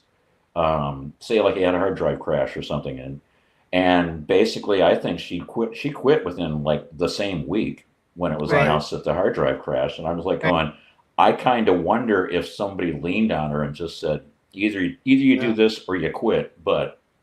And she was If like, I "Well, I'm ever not-" see her again, that is going to be one of the questions I ask her, because I knew Debbie Heller for a long time, and I haven't seen her since she has resigned from the county many years ago. And I would love to ask her that question right there. It would just be, what the hell happened? Why were you not, was it because you were not willing, or because someone was leaning on you? What was it? And Right. I don't know. You know, Yeah. I really appreciate Marty bringing Dr. Frank out. Thank you, Marty, for putting that thank Oh, out. you're Martin. welcome. Yeah, it was odd because I was on a Cause of America call. I mean, I'm normally on the weekly Cause of America call. And then they also have one twice a month called the Oregon Cause of America call. And so we mostly talk about Oregon issues. And so Dr. Frank was on the Oregon call, and he's like going, yeah, I need to, I've got a tour, I'm going to be coming out to Oregon, and I'm looking for small red counties. And I said, how small? And I said, less than 75,000. I'm going, well, I'm your man. We got one of those. Got one Yeah. of them.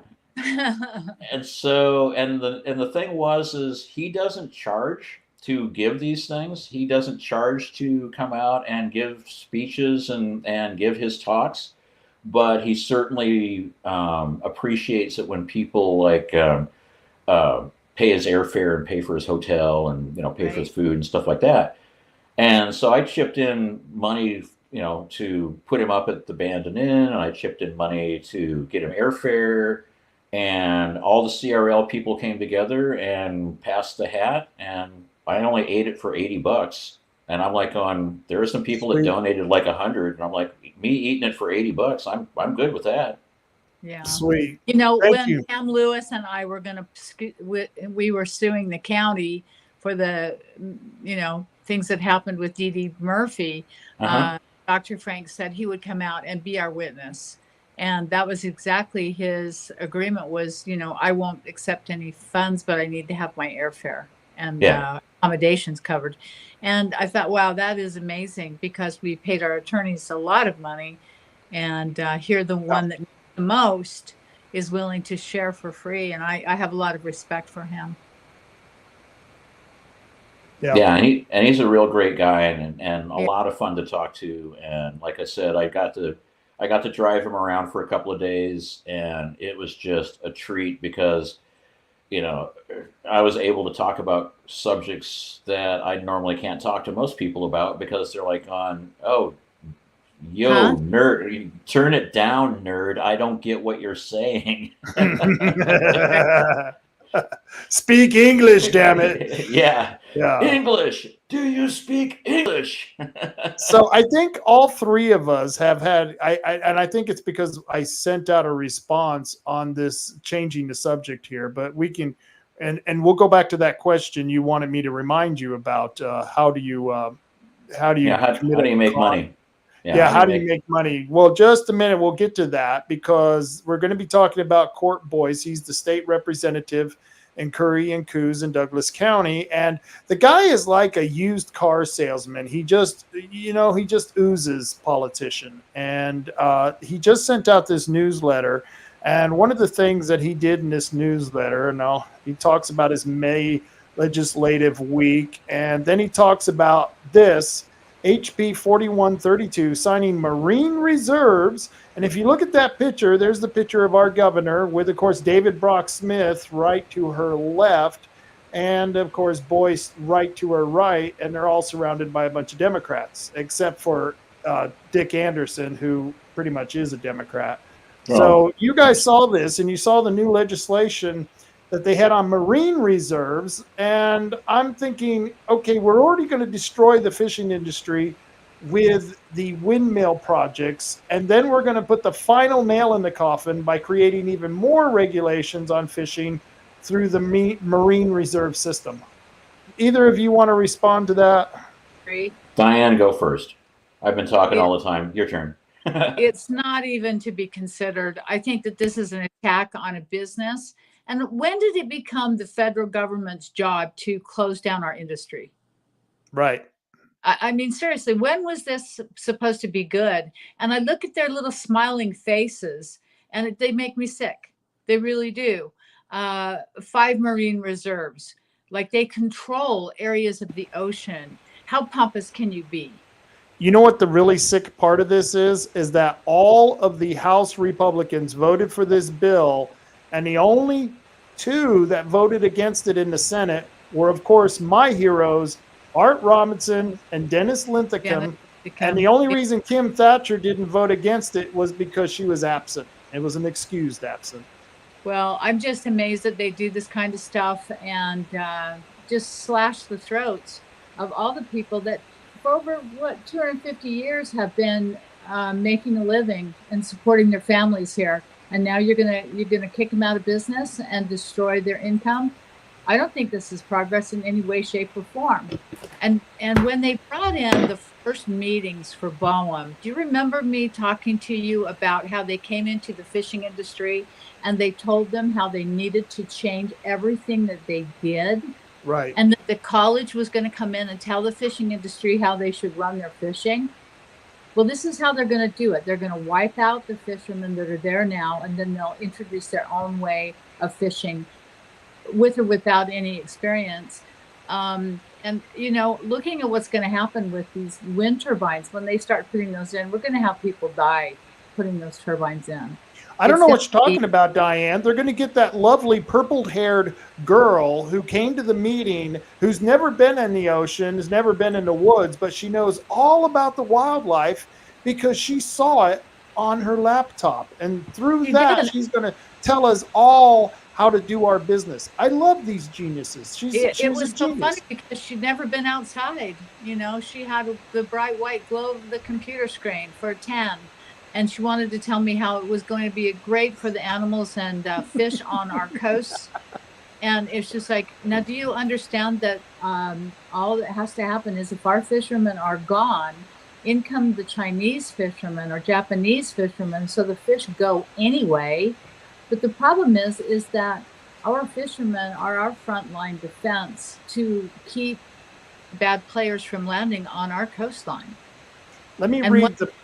are gone, what are we going to do? We have no first defense.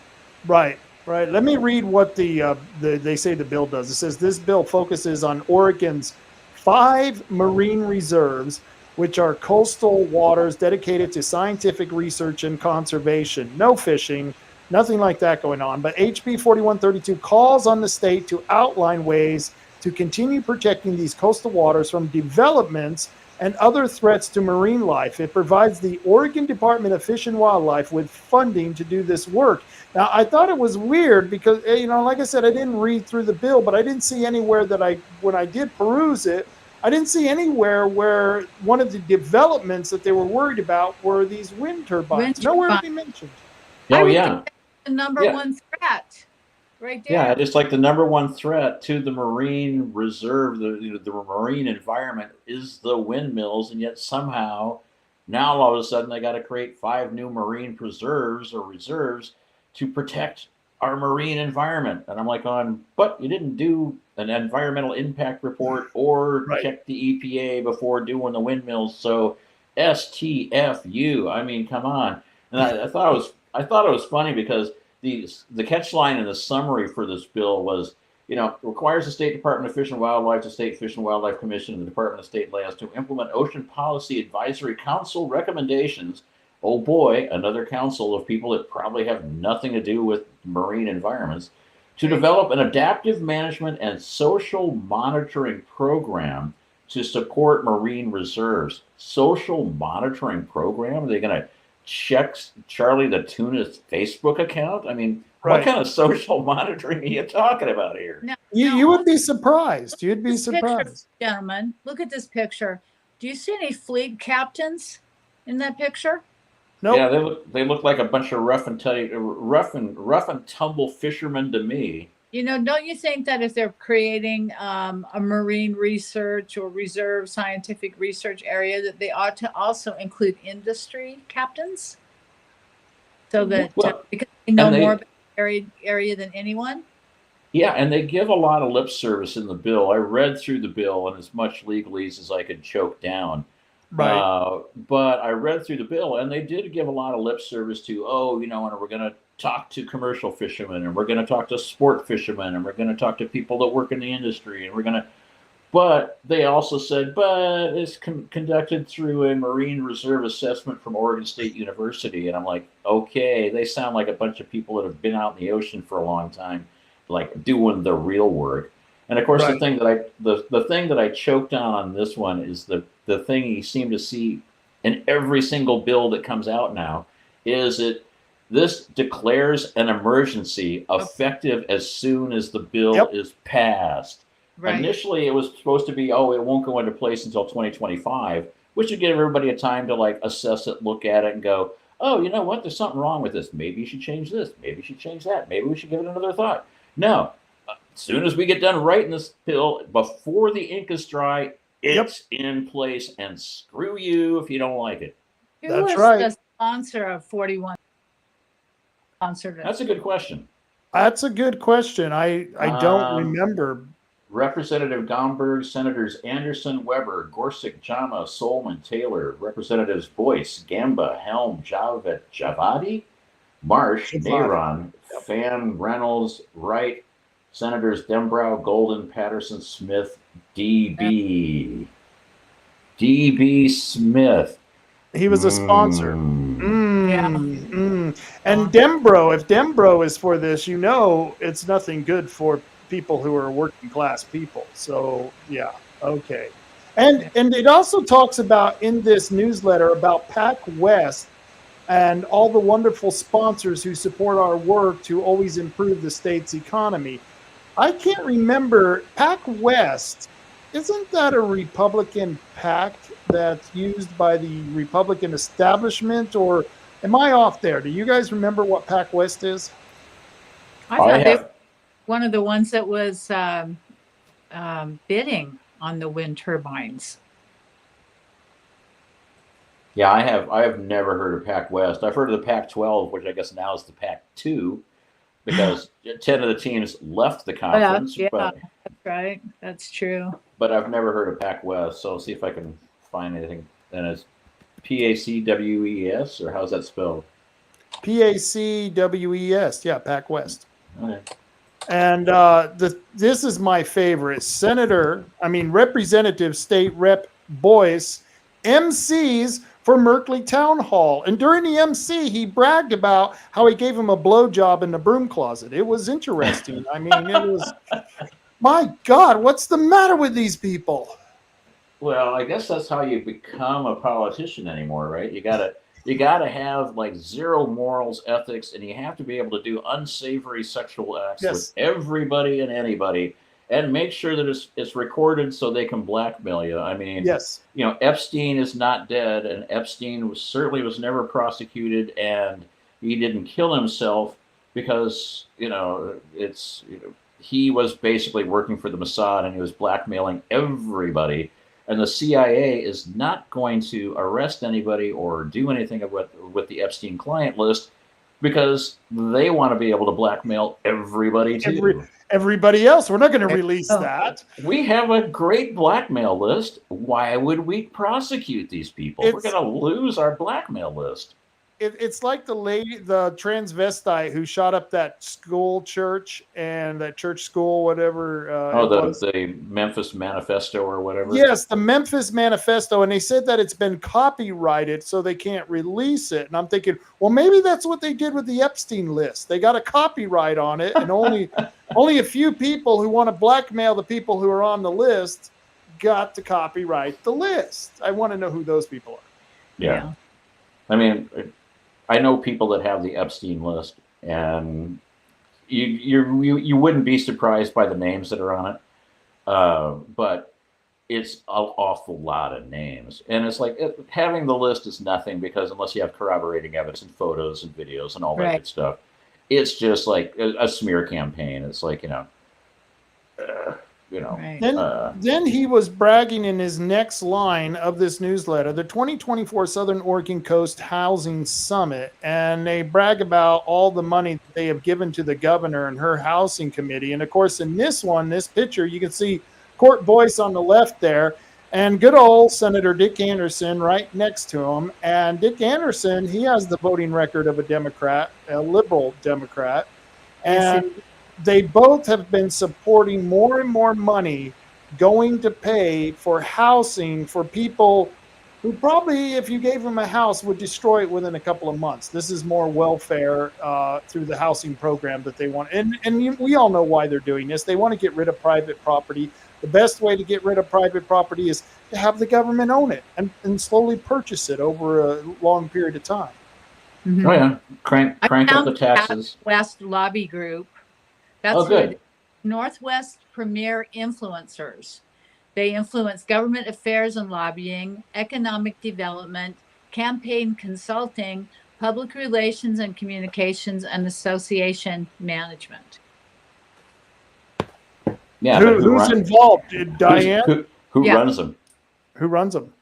Well, let's see. It says our team is Ryan Tribbett, Philip Shearers, Rick Metzger, Mark Long, George Plavin, Whitney Sullivan, Daniel Berger, Henry T. O'Keefe, Lena Preen, Joseph Hankins, Canson Bonds, Peyton Schlegg, Braden Sparkman, and Paul Phillips. And who's the president just gives the group of their team. Oh, wait, the president, Brian Tribbett. Yeah, but I don't know any of those people. I mean, are these like, super Republicans, super Democrats, Nazi sympathizers, Hamas terrorists? I mean, who are these people? It just says PacWest Lobby Group is committed to serving the communities where we work and live through donations of time, energy, and resources. We believe each of us has a unique ability to give back, making it a tenet of our values. Giving back not only enriches our own lives, but allows us to champion and bring attention to the essential selfless work that each of these organizations does to support and uplift the community they serve. So, well, now that you've said it like that, I fully trust this organization. Yeah, the wording on this is so very specifically liberal that I kind of think that maybe that's the direction they're going, but I'm not really certain. Is a nonprofit food bank and research center serving the needs of vulnerable and marginalized residents and families of greater Hermiston area. Then they've got Martha's House, which is a transitional family shelter, and Hermiston Education Foundation, which mission is to empower Hermiston City or school district students by encouraging and enhancing academic, artistic, and cultural learning experience. Then they do the Marines Toy for Tots, Soldiers Angels, Boys and Girls Clubs, and Pride Business, obviously, Hermiston Festival of Trees, a Refugee Care Collective. That's what the PacWest does, and it's a lobby group. Wow. In the Northwest. Okay. Yeah, I'm gonna have to check into this. Yeah, I'm a little curious myself. I mean, and this kind of like circles back around, like doing the Jen Psaki thing. And we'll circle back to that one. Circle back around to the how do you make a lot of money by setting up a like the Southwest Oregon Children's Foundation. You set up something that sounds great on paper. Oh, we're setting up a way for children to be able to, or what's the when we were down in Gold Beach, they had all these signs up for somebody's house, which is like Walt's House. What's Another that? Tuttle enterprise paid with Tuttle tokens. Yeah, and basically they set up these things, and it's like, oh, it's a great place for people to transition from abusive households into the real environment, or Southwest Oregon Children's Foundation. Who can argue about that? I mean, what are you, a kid hater? That kind of thing. And so you set up a foundation like that, or you set up a house like that, or you set up something that sounds really good to people that really like those kind of causes, and then you get a whole bunch of money. And you get a whole bunch of rich people sending money into the thing. And then you take a big chunk of that and then you turn around and give it to your politician or party of choice. And they give you run cover for you and say, oh, we're so proud to be, aligned with the Southwest Oregon Children's Foundation. They do so much great work. 30 million down to 3 locations. Yeah, and it's but has anybody actually seen any examples of the work they have done? Can you name me one kid that went, my life was dramatically changed by being in the Southwest Oregon Children's Foundation? How much work can they do at Walt's House when it's a 1,700 square foot building? Yeah, that was a pretty small place. To say you're going to get a whole lot of stuff done there. And then as we all know, the other building is empty. Yeah. So, it looks like just kind of a shell game that's being played. And our tax-paying dollars are being funneled into these areas. And I don't see any benefits to anyone. Yeah, I mean, and it's like they figured out at some point, especially when we were chirping about all the Orastar stuff, all the Thomas Tuttle tokens that DBS was getting via Orastar. We only found out about that because of public records. A great way to bury money is start a foundation. Right. Tell us getting paid how much to run that foundation, or DBS is getting paid how much to be part of that foundation, and yet what has that foundation done? Go to Southwest Oregon Children's Foundation website. Yeah. It's a placeholder. There isn't one. That's right. That's interesting in itself that they don't even have a website, a functioning website. How could you be a charity and not even have the functioning website with the face of the child that you're helping? Well, if you're going to get money from the taxpayers, all you have to do is have somebody in power write legislation for you to funnel money. Yeah. Like a senator. Donors. Or representative. Buddy, $25,000 a year for a few years and make it happen. Interesting. Well, thank you, Marty, for circling around back to that.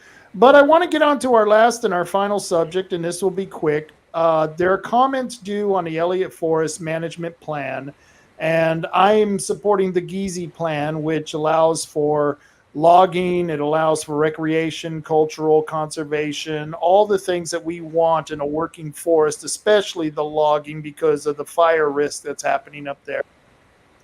And people can make a comment all the way up to Sunday, July 28th.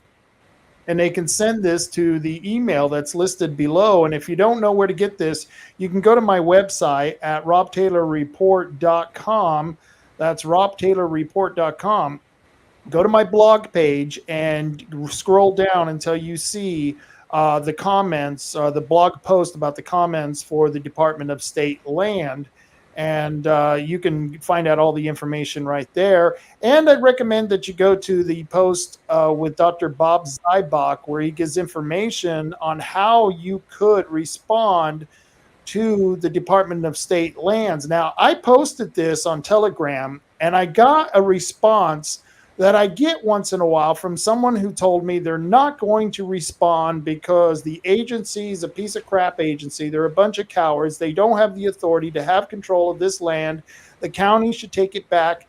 The commissioners should basically grow a set of balls and take that land back, and we should stand up against the department. And I agreed with the lady who responded. However, commenting to me doesn't do a damn bit of good. But if she would have taken that comment and used that time that she used to comment on to me and sent that to this email, even though I don't, and I had Dr. Zybach on the show, even though I don't, nobody's going to read this at Departments of State Lands, what happens is that guys like me will go through and guys like Marty's and Diane, both of you would go back to the comments to see who was for it and who was against it, what the arguments were, and then we use the arguments to justify our arguments that we continue going to the county commissioners meeting to try to get them to grow a set of balls and take over that land, or even put it on the market, because I don't know if giving all this land to the county and under the county commissioners is even that wise of an idea, because all levels of government seems to be inefficient. But at least at the county level, you have more access to the people who are managing the land via the county commissioners. So I always tell people, I understand why you don't want to comment to these agencies. We don't want to comment on, the wind turbines, and I hate commenting to the state land department, but it's easier to comment and give record to people who are going to carry that argument on. And so I don't know. I hear that response all the time, and I understand why people say it, but it sure is frustrating. Any opinions on that? Well, I agree with you, and I think that everyone needs to comment. Whether or not they're going to read it, if you don't comment, then you give them all the ammunition that they need to just make the decision for you. Yeah, because they'll say, well, we only got 10 comments and they're all positive. I don't see why everybody's so up in arms. It's like, even if you don't think you have a well-formed comment, even if you just want to, I thought on Telegram, I saw that response on Telegram, and you said, well, why don't you just put that in your comment to them? Right. Because, even if you don't have a well-formed comment, or you think, oh, you know what, I wish I could come up with like 101 way, or just essentially send an email and you go, you know what, this all sucks. Bring it back to the county level. We want to own our own land and do what we want on our land in our county with our county people here. We don't want the people in the state determining what should be happening. And it's like, that's all you have to say. I mean, just say, even if you just send them an email and say, you know what, you suck. I don't like this. Perfect. That's fine. The comment that Dr.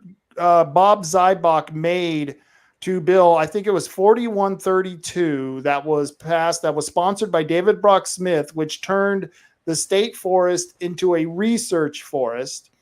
Under that bill, they allow public comment, and Dr. Bob Zybach put a great comment. He wrote it out in a PDF. It was like 2 pages long, and made a huge argument. And within the first 2 sentences, he called it a boondoggle. And I had used that quote probably at least a dozen times since reading that response. And the only way I would have gotten it is because he responded. And, that's why we need people responding. And so that we can, like you said, carry on and say, oh, wait a minute, there were 40 people who were against it, because that's what, Marty, that's exactly what they say. Everyone was for it. And then you go, let me look back in those records. And you look back in those records and it's like, no, John Smith here, he wasn't for it. No, Jane Smith, she wasn't for it either. And finally you find a couple of people, and that's why you have to comment. And like you said, it doesn't have to be a brilliant comment. Just saying, no, we're opposed to this. Let the counties manage it. It would have been just a beautiful comment. Yeah. Right. Yeah. As a matter of fact, keep it short, because, one of the things that like DBS and Kuhrt Voice did, it's like when they send something out, it's usually so long and so convoluted and so self-serving. Don't give them any ammunition, Marty. But I'm just saying, it's like you get like a page into it in your friend. You get a page into it and you're like going, oh my God, I'm not reading the rest of this, because I think I've killed so many brain cells on this one. I'm going to have to drink some. I'm going to have to drink some tequila just to get smarter. Right. So I mean, it's just it's like, keep it short and sweet. It's like, bring it back to the counties. The state has too much power. You guys, you guys are the north end of a donkey walking south. I mean, it's whatever you want to say. It's just the whole point is say something. Exactly. By not saying anything, you are complicitly agreeing with the fact that you're being screwed over. Right. And that's why when people go to the county commissioners meeting, or I encourage them to go to the city council meeting, or like you went to the planning commission, I always tell them, speak up, because if you don't speak up and air your grievances, it was exactly like you were not there. Nobody's going to see it on the video. No one's going to see it in the transcript. Nobody heard your thoughts in your head as you sat there opposed to a project and didn't get up and just say the simple words, I'm opposed to this, it's a bad idea, and just sit the hell down. Right. Yeah, and they gave me 5 minutes, and I did like 3.5. And then they're going, oh, we did this wrong. We were supposed to get, there's supposed to be people that are opposed to the idea, approve of the idea, or neutral. And so I signed up in the opposed to the idea comment. And so they called me up first, and they said, oh, we're supposed to do approve of the idea first. And I said, okay, well, take everything I said and do the reverse. And then everybody got a laugh, and I'm going, no, I'm just kidding. But, sorry that I was doing the oppose the idea first. You called my name, it's not like I'm trying to jump line here. Wait a minute. They were mad because you did the opposed first before giving your argument? No. Because basically you have to write on a form that says, I would like to get up and speak. And then you check a box that says, I'm for it, I'm against it, or I'm neutral. And they were supposed to sort them and do the for people first, the opposed people second, and the neutral people third. So they called me up. I gave my pitch, and they said, oh, crap, we were supposed to do for first and not oppose first. And I said, oh, well, then just take everything I said and do the opposite of it. Do the opposite, right. Yeah. Okay. Well, you guys have done an incredible job. We went through, I don't know how many graphs, at least 18 graphs between the election integrity and the windmill thing. So I got to hand it to you. We've been on here now for 2 hours and 1 minute, and it only seems like we just got started. There's a whole lot more we could talk about, but I want to there's a whole lot more I could drink too. I mean, a whole lot more you could. I know. And Marty is like, 3 sheets of the wind wind. turbine project tomorrow, so no more drinking. You got to get there. You got to get there. You got to wake up tomorrow, Marty. That's right. Yeah. Marty. Well, I mean, and we didn't even cover the whole Chevron thing. I mean, it's like that. That's another show, my friend. That's another show altogether. Because all these government cover that. We really do. All these government agencies that are overreaching. I now understand why that bill was like an emergency measure, because government overreach is no longer approved. The Chevron doctrine no longer applies. Government officials cannot make laws anymore. Legislatures have to do it, not the government so-and-so. So, they can't just say, well, you can't have this forest land anymore because we say so. That's why I'm saying that we shouldn't the wind turbines, because it takes out our fish industry. Our fishing industry needs to be there. And we shouldn't have a government agency coming in like this and doing these type of things. Well, they're not going to be able to. They're not going to be able to pass this off to an administrative law judge. And think of the term, administrative law judge. It's not real law. It's paper law, because an administrator who's a paper pusher is going to administer the law. And so, it's a paper law, just like a paper tiger. And now you can appeal it to a real court. And this is what's going to happen with the windmills. This is going to help us immensely through this progress. And I've seen a lot of people get screwed over by the administrative law judge because there's no separation of power. The law judge works for the administration that created the regulation, which is not really a law, it's a regulation. Sorry. And when they did this in '84, I remember it going back then that we had talked about the conspiracies now of them growing the administrative state. And I don't remember the term deep state so much back then, but that's exactly what they did. They grew the deep state through this ruling. You guys get to decide on your own laws. I wish I could do that. Create laws and then get to adjudicate them. How beautiful. Yeah, and not only that, but when we investigate ourselves, we are going to find out that we have done nothing wrong. Always innocent. always innocent. Always innocent, and I've done nothing wrong, and I just And investigated 60 myself, and I'm fine. Not a problem. Not a Yeah. problem. I'm fine. In fact, Well- I got underpaid. I need more. Yeah. Right.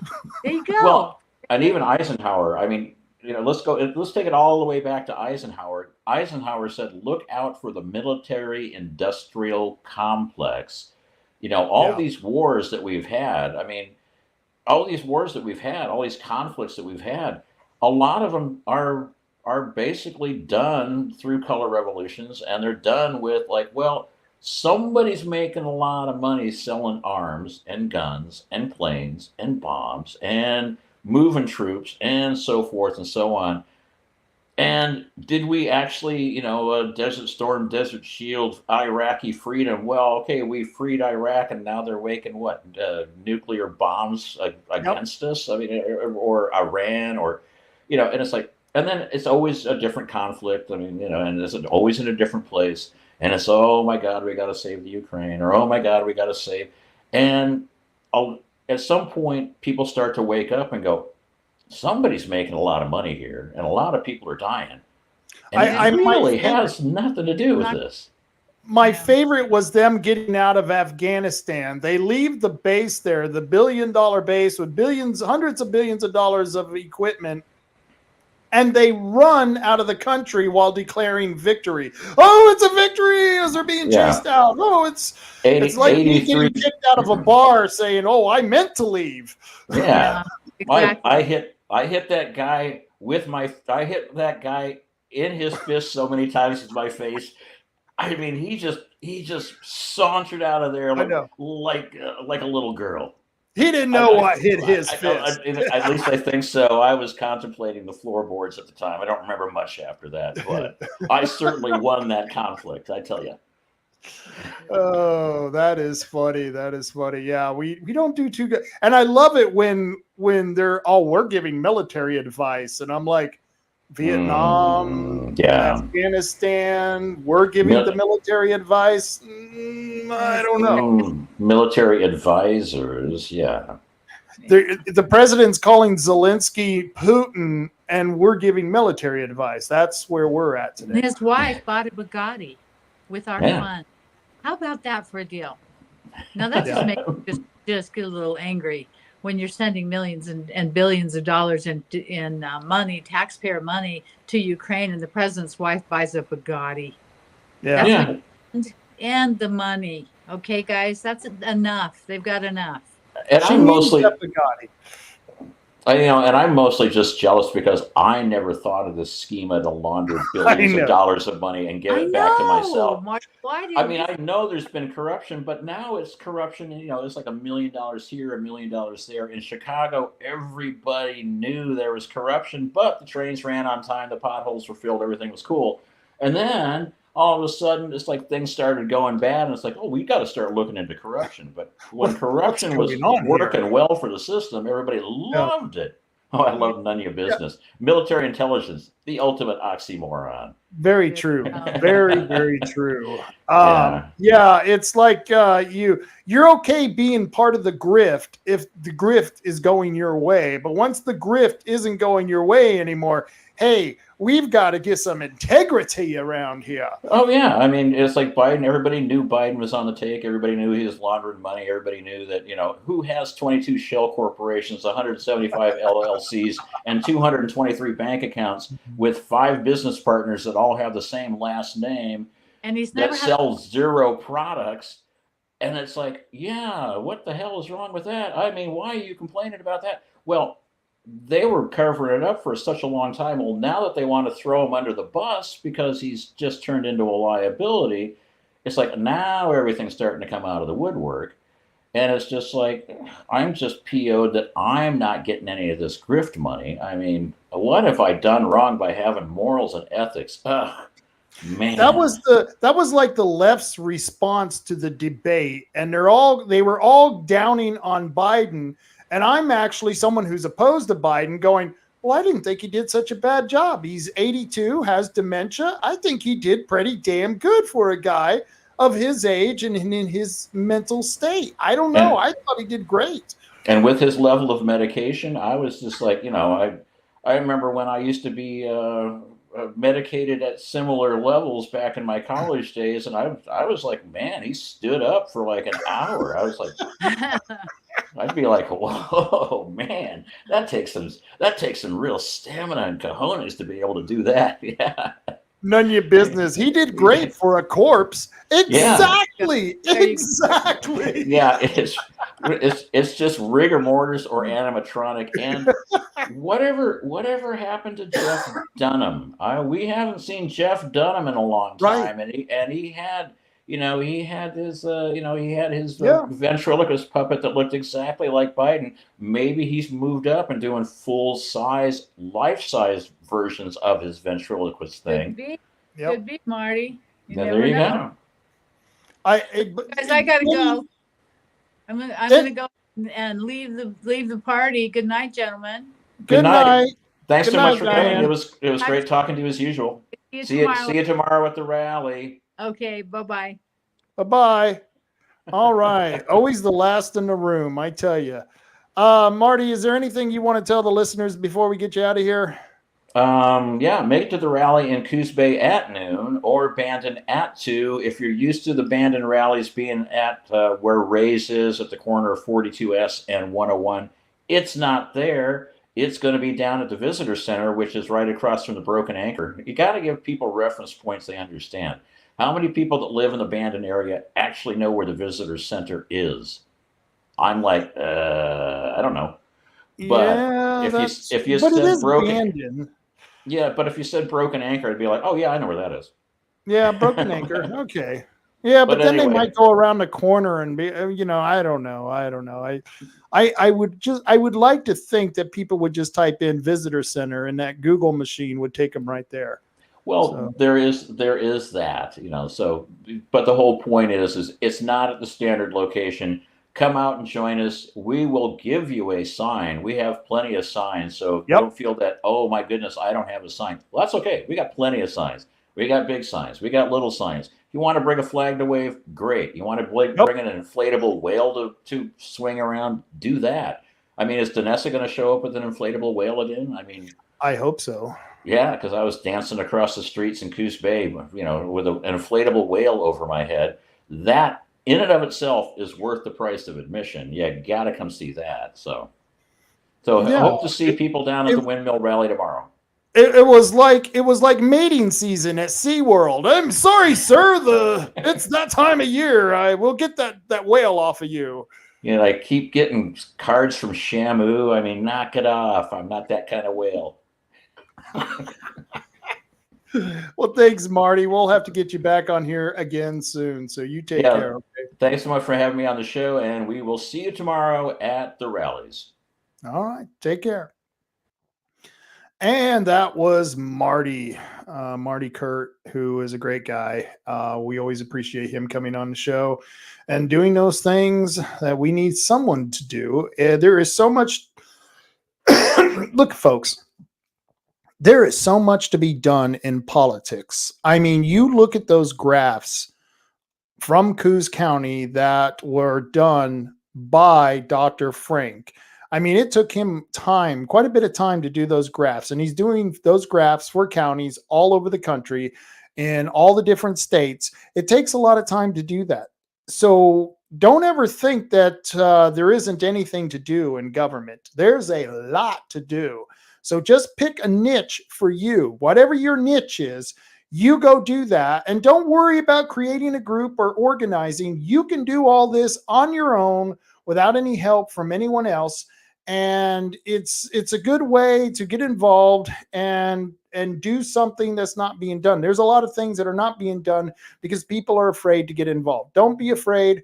Don't think that it's something that, you're going to fall flat on your face, because sometimes we all fall flat on our face. Sometimes we get it wrong. We go down the wrong alleys. We get the wrong leads. We find the wrong information. When we correct it when we can. We get back on our feet and we keep going down the road that we're taking. And, the road that we're taking right now is fighting against those wind turbines, trying to save the Elliott Forest, trying to save our county, and all of those issues and many, many other local issues we're going to discuss on this show. And what's nice is that people can get this podcast all over the country, all over the world. And what's happening here in Oregon is going to be happening in your community at some time, especially if you are a conservative red state or a red county and in a red state. This is coming to you. These damn Marxist leftists, they have ideological contagion spreading all over this country. And that ideology is Marxism, and it's coming your way. So, you could watch this show sitting in your cabin in the swamps in Louisiana and realize that this is going to happen to your state, because Oregon is the test state for all these Marxist plans. Oregon, California, Washington, the left coast, and they don't call it the left coast for no good reason. It's the leftist coast, and we are all facing a Marxist revolution that's going on in our country. And this crap that's going on here in our little state, because it is a little state, we only got, I think, 3.5 million people here. That's nothing compared to states that are much geographically smaller, but yet have a huge population. All of this stuff is coming your way. And so do get involved. Do get involved. Got another comment from Nunya Business. Can you even imagine how nice it would be not spend your life trying to stop leftists from destroying anything? At this point, I can't imagine. It seems like I've been fighting this garbage for so long that I really don't know what I would do with myself. I think I would have a lot of time to spend more time with my family, my loved one, my friends. I don't know. Maybe I would start a new magazine or maybe start a new business. I don't know. I would try to do something other than this, but I feel and I believe, I know I'm right, that this is something that has to be done, and I'm going to do it because I'm good at some of this stuff. Some of this stuff, not so much, and that's why we need everyone. We need people out there who are organizers, who are mathematicians, who are scientists, who can read graphs and charts, and reading the bill. Have you ever read one of these bills or one of these studies from one of these major projects? The wording is just crazy on that stuff. I mean, for the Elliott Forest Management Plan, it's 360 freaking pages of nonsense. I mean, you could have someone write an intelligent plan to manage the Elliott Forest within 50 pages tops, maybe 5 if you were really good. But to have 365 pages on how to manage a forest, that is just absolutely ridiculous. And that's what they want to do with all of our lives. This is Agenda 2030, where they're going to plan and organize through central authority the rest of our lives. They're going to use this central authority, the globalists who are in charge of our government. They're going to use that central authority to take over our lives. And with technology and artificial intelligence, or anti-intelligence, as I like to call it, it's only going to make it easier for these guys, and we got to be on our toes. And so there are a few things that are happening that I do got to talk about because, well, that's what I do. And let me put this back up on stage here. We're about to rally tomorrow, high noon, at the Coos Bay Boardwalk and Highway 101. And then at 2 o'clock later that day, we're going to be in Bandon at Highway 101 in the Visitor Center, which is right across the street from the Broken Anchor. So, I appreciate Marty giving me that heads up on that. Public comment. Don't forget to make public comment on the Elliott Forest, the Elliott Project at the Department of State Lands, elliottproject.psl@oregon.gov. Send your comments. If you want to find out more, go to robtaylorreport.com. Once again, robtaylorreport.com. Go to the blog page and check out the post for this public comment section. It has an alert on it. So go to the blog page, just scroll down. You will see it. On Tuesday, this coming up Tuesday, July 16th, get out to your commissioners meeting. If you're in Coos County voters, Coos County taxpayers, they're going to be talking about stuff that affects you. This is stuff that's going on locally that you can actually have your fingers in. You can go and make comments. You might be able to change public policy. You know how many times I've changed public policy? I have stopped policy from taking effect at least a dozen or so times, and I've helped create new public policy at least a dozen or so times So let me tell you, you can do this on the city level. You can do it at your school board meeting. You can do it at the county commissioners meeting. So go to your Coos County meetings. This is at the Owens Building, 9:30 a.m. Tuesday in Coquille, Oregon. That's July 16th. Please go find out what's happening in your county. And if you live in Coos Bay, later that night on Tuesday, July 16th at 6 p.m., they're having this regular Coos Bay City Council meeting. And once again, I highly recommend you go. If you live in Coos Bay, you're a taxpayer, you're a voter, you're a property owner, you need to get to this Coos Bay City Council so you can get those guys to straighten up their act. They've got an act that definitely needs to be straightened up. And on Monday, this coming up Monday, this will be a couple hours after my show on Monday, and I do have a show Monday at 3 o'clock. The City Council meeting is happening in Bandon, Monday, July 15th at the Bandon City Hall. I highly recommend, if you live in Bandon, you better go check it out before they change the law and make something you find precious illegal, or they tax you, or they put a fee on something you use. Who knows what they're doing? Go to the City Council in Bandon if you live in Bandon, or if you live in another city, go to the City Council meeting in your city. Find out what the hell is going on there. If you are a listener or you watch this show, you're a fan of this show, I highly recommend, if you live in Coos County, you go to see one of my sponsors. One of my sponsors is 3H Tree Service, a really great company, a really great bunch of guys. They're a bunch of patriots. They will take out those problem trees with surgical precision. Matt Holman and his brother and his father, they all work to do a great job. He's got several employees. They go to the area, they take out those trees with surgical precision, and then they clean up and leave. It's a beautiful thing. And if you need to take care of some liability because you got some trees hanging over your neighbor's house or your house, you might need to take them out. So call 3H Tree Service at 541-294-1800. Once again, that's 541-294-1800. And you can check them out on Facebook at the 3H Tree Service Facebook page. Tom and Gigs for all your automotive needs. Tom and Gigs, you need a new tonneau cover, you need a light bar, you need to put on some side rails of your big beautiful truck. Hell, maybe you want to put it on your Sentra. I don't know. But if you want to do something crazy like that, they can take care of it at Tom and Gigs. Go see Tim and Josh over at Tom and Gigs. They can get you an appointment to get your car in there and take care of all your automotive needs. They're over there at 135 South Shoneman in Coos Bay, Oregon. And they are right behind the car wash in the Empire neighborhood. If you know where Empire is, you probably know where that car wash is. Well, they're right behind that, 135 South Shoneman, Tom and Gigs. Herbal Choices. Yes, I've got an Herbal Choices cannabis dispensary that sponsors me. Why? Because they're good people. And if you go and you purchase things from Herbal Choices, you know they're not going to take that money and give it to a bunch of corrupt Democrat politicians or any politicians at all. Why? Because they're good, decent people. And if you have some herbal needs, I recommend you go to Herbal Choice. They have 5 stores. They have one in South Bandon. They have one in Coos Bay on 101. They have one in North Bend on Highway 101. They have one in Charleston, and they also have one in Reedsport, also on Highway 101. So Highway 101 is a great place to get weed, especially if you're going to Herbal Choices. So there you go, Herbal Choices, your place where you can take care of all your cannabis needs. And Oregon Firearms Federation. They're the only no-compromise gun group in Oregon. They're the only real gun group that is worth a damn in Oregon. You know, there are only 2 gun groups that I'll give money to. Oregon Firearms Federation and, of course, the Gun Owners of America. Both of them have done wonders at helping me fight for our Second Amendment rights.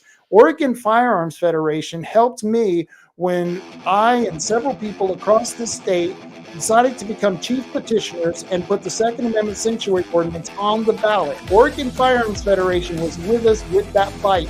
When we've had bad bills come out of the legislature, it was Oregon Firearms Federation who took those bills to court, like Measure 114. If it wasn't for Measure 114, you would have fewer Second Amendment rights today than you would have that did not exist. Because Oregon Firearms Federation, they are the only no-compromise gun group. If you have some extra money, Instead of giving it to any political party, give it to Oregon Firearms Federation. They can take care of you. They're not my sponsors, but I highly recommend that if you own a gun, especially a handgun or a shotgun designed for trap shooting, I recommend you go over to the Bandon Gun Club with those pistol range skills that you need, the pistol skills that you need to defend yourself, your family, and your property. And they have a 5-stand trap shoot. If you have a trap shotgun, man, it's a blast to go out there on a Sunday, and those traps are being shot out from all 5 different directions, and you got to shoot them in a certain amount of time. It's a beautiful thing. It's fun. I've had a great time there. Go to bandongunclub.org and find out more about the Bandon Gun Club at bandongunclub.org. And if you have a rifle and want to sight that rifle in, Tioga Sports Park Association runs Tioga Sports Park. They are the premier sport shooting and firearms training park in Coos County. Go to tiogasportspark.org, tiogasportspark.org to find out more information and if they're going to be open or when they're going to be open. Because, they have to open when they have volunteers. And when you have volunteers, you don't always get the people when you need the people. You know how it is when you got volunteers. What can I say? That's just the way life goes. So if you need to sight in the telescope, take your rifle down to Tioga Sports Park. It's right next to the dump here in Kuhrt County, right there on Highway 101. Boy, I was traveling down Highway 101 just the other day. I think it was yesterday, yeah? Wasn't it yesterday? Yesterday was... Yeah, I was down traveling 101 yesterday. I was northbound, and in the southbound lane, a tree had fallen over Highway 101, and we had just watched several cars pass us, so the tree must have just fell down, and the people who were in the southbound lane had to come to a stop, and of course in the northbound lane, because we were worried because the tree just fell, we all stepped on the brakes and came to a complete stop. It was during the drive from Bandon to Coos Bay, watching that tree come down during those high winds we had yesterday. Those high winds were incredible, weren't they? Good stuff there. Really good stuff. I got another comment coming in. Let's see. I should have rephrased. I meant how nice it would be to not have to spend our lives beating back the wolves. Oh, okay. But I got what you were saying. I totally got what you were saying. It's all right. People understood. People get it. And, it's late at night. I've had a few shots of tequila. I know that Marty was drinking a little bit there, and I highly recommend, if you're going to watch this show, as a political therapist, I would be going against the grain to tell you it might be good to have a little bit of booze for this show. Roll up a big fatty, get a couple of beers, and enjoy a wonderful show where you're going to be here ranting about local politics, state politics, and of course national politics. And we'll be doing more of that coming up next week. Next Friday we have the Rant at 8 o'clock, and you can catch me on Rumble or YouTube. I would highly recommend, if you catch me on YouTube, make sure you got a Rumble account as well, because last week I got cut off of YouTube because my guest showed a gun during the live streaming. That's right, apparently you can't show a gun during live streaming. We immediately got cut off, our video got shut down, and it's done by AI. AI was able to detect that someone was showing the gun on the screen, and they immediately shut my podcast down. They didn't give me any strikes. They haven't taken me off of YouTube. They just canceled that one live streaming podcast. And so that has been completely removed by YouTube. But let me tell you, they're eventually going to get rid of me because I'm going to say or do something that they're not going to like, and they're going to get rid of me. So you got to go to Rumble. You can find me on either of those. You can find me at robtaylorreport.com. You can see it at the bottom of the screen. YouTube at Rob Taylor Report, Rumble at Rob Taylor Report, and X at Rob Taylor Report. And you can get Facebook with the same at Rob Taylor Report ending there. And so I appreciate that. I appreciate all the things that you guys do, and I appreciate you tuning in. And I will be back Monday at 3 o'clock with Samantha Frost. We're going to be talking about her campaign to be the next county clerk of Douglas County.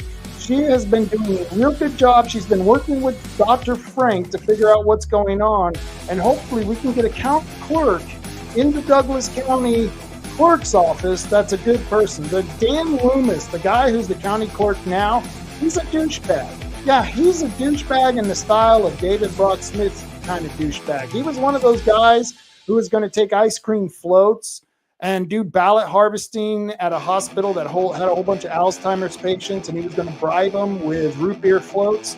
Yeah, what kind of dirtbag does that? I mean, he was actually going to go to a ballot harvesting event.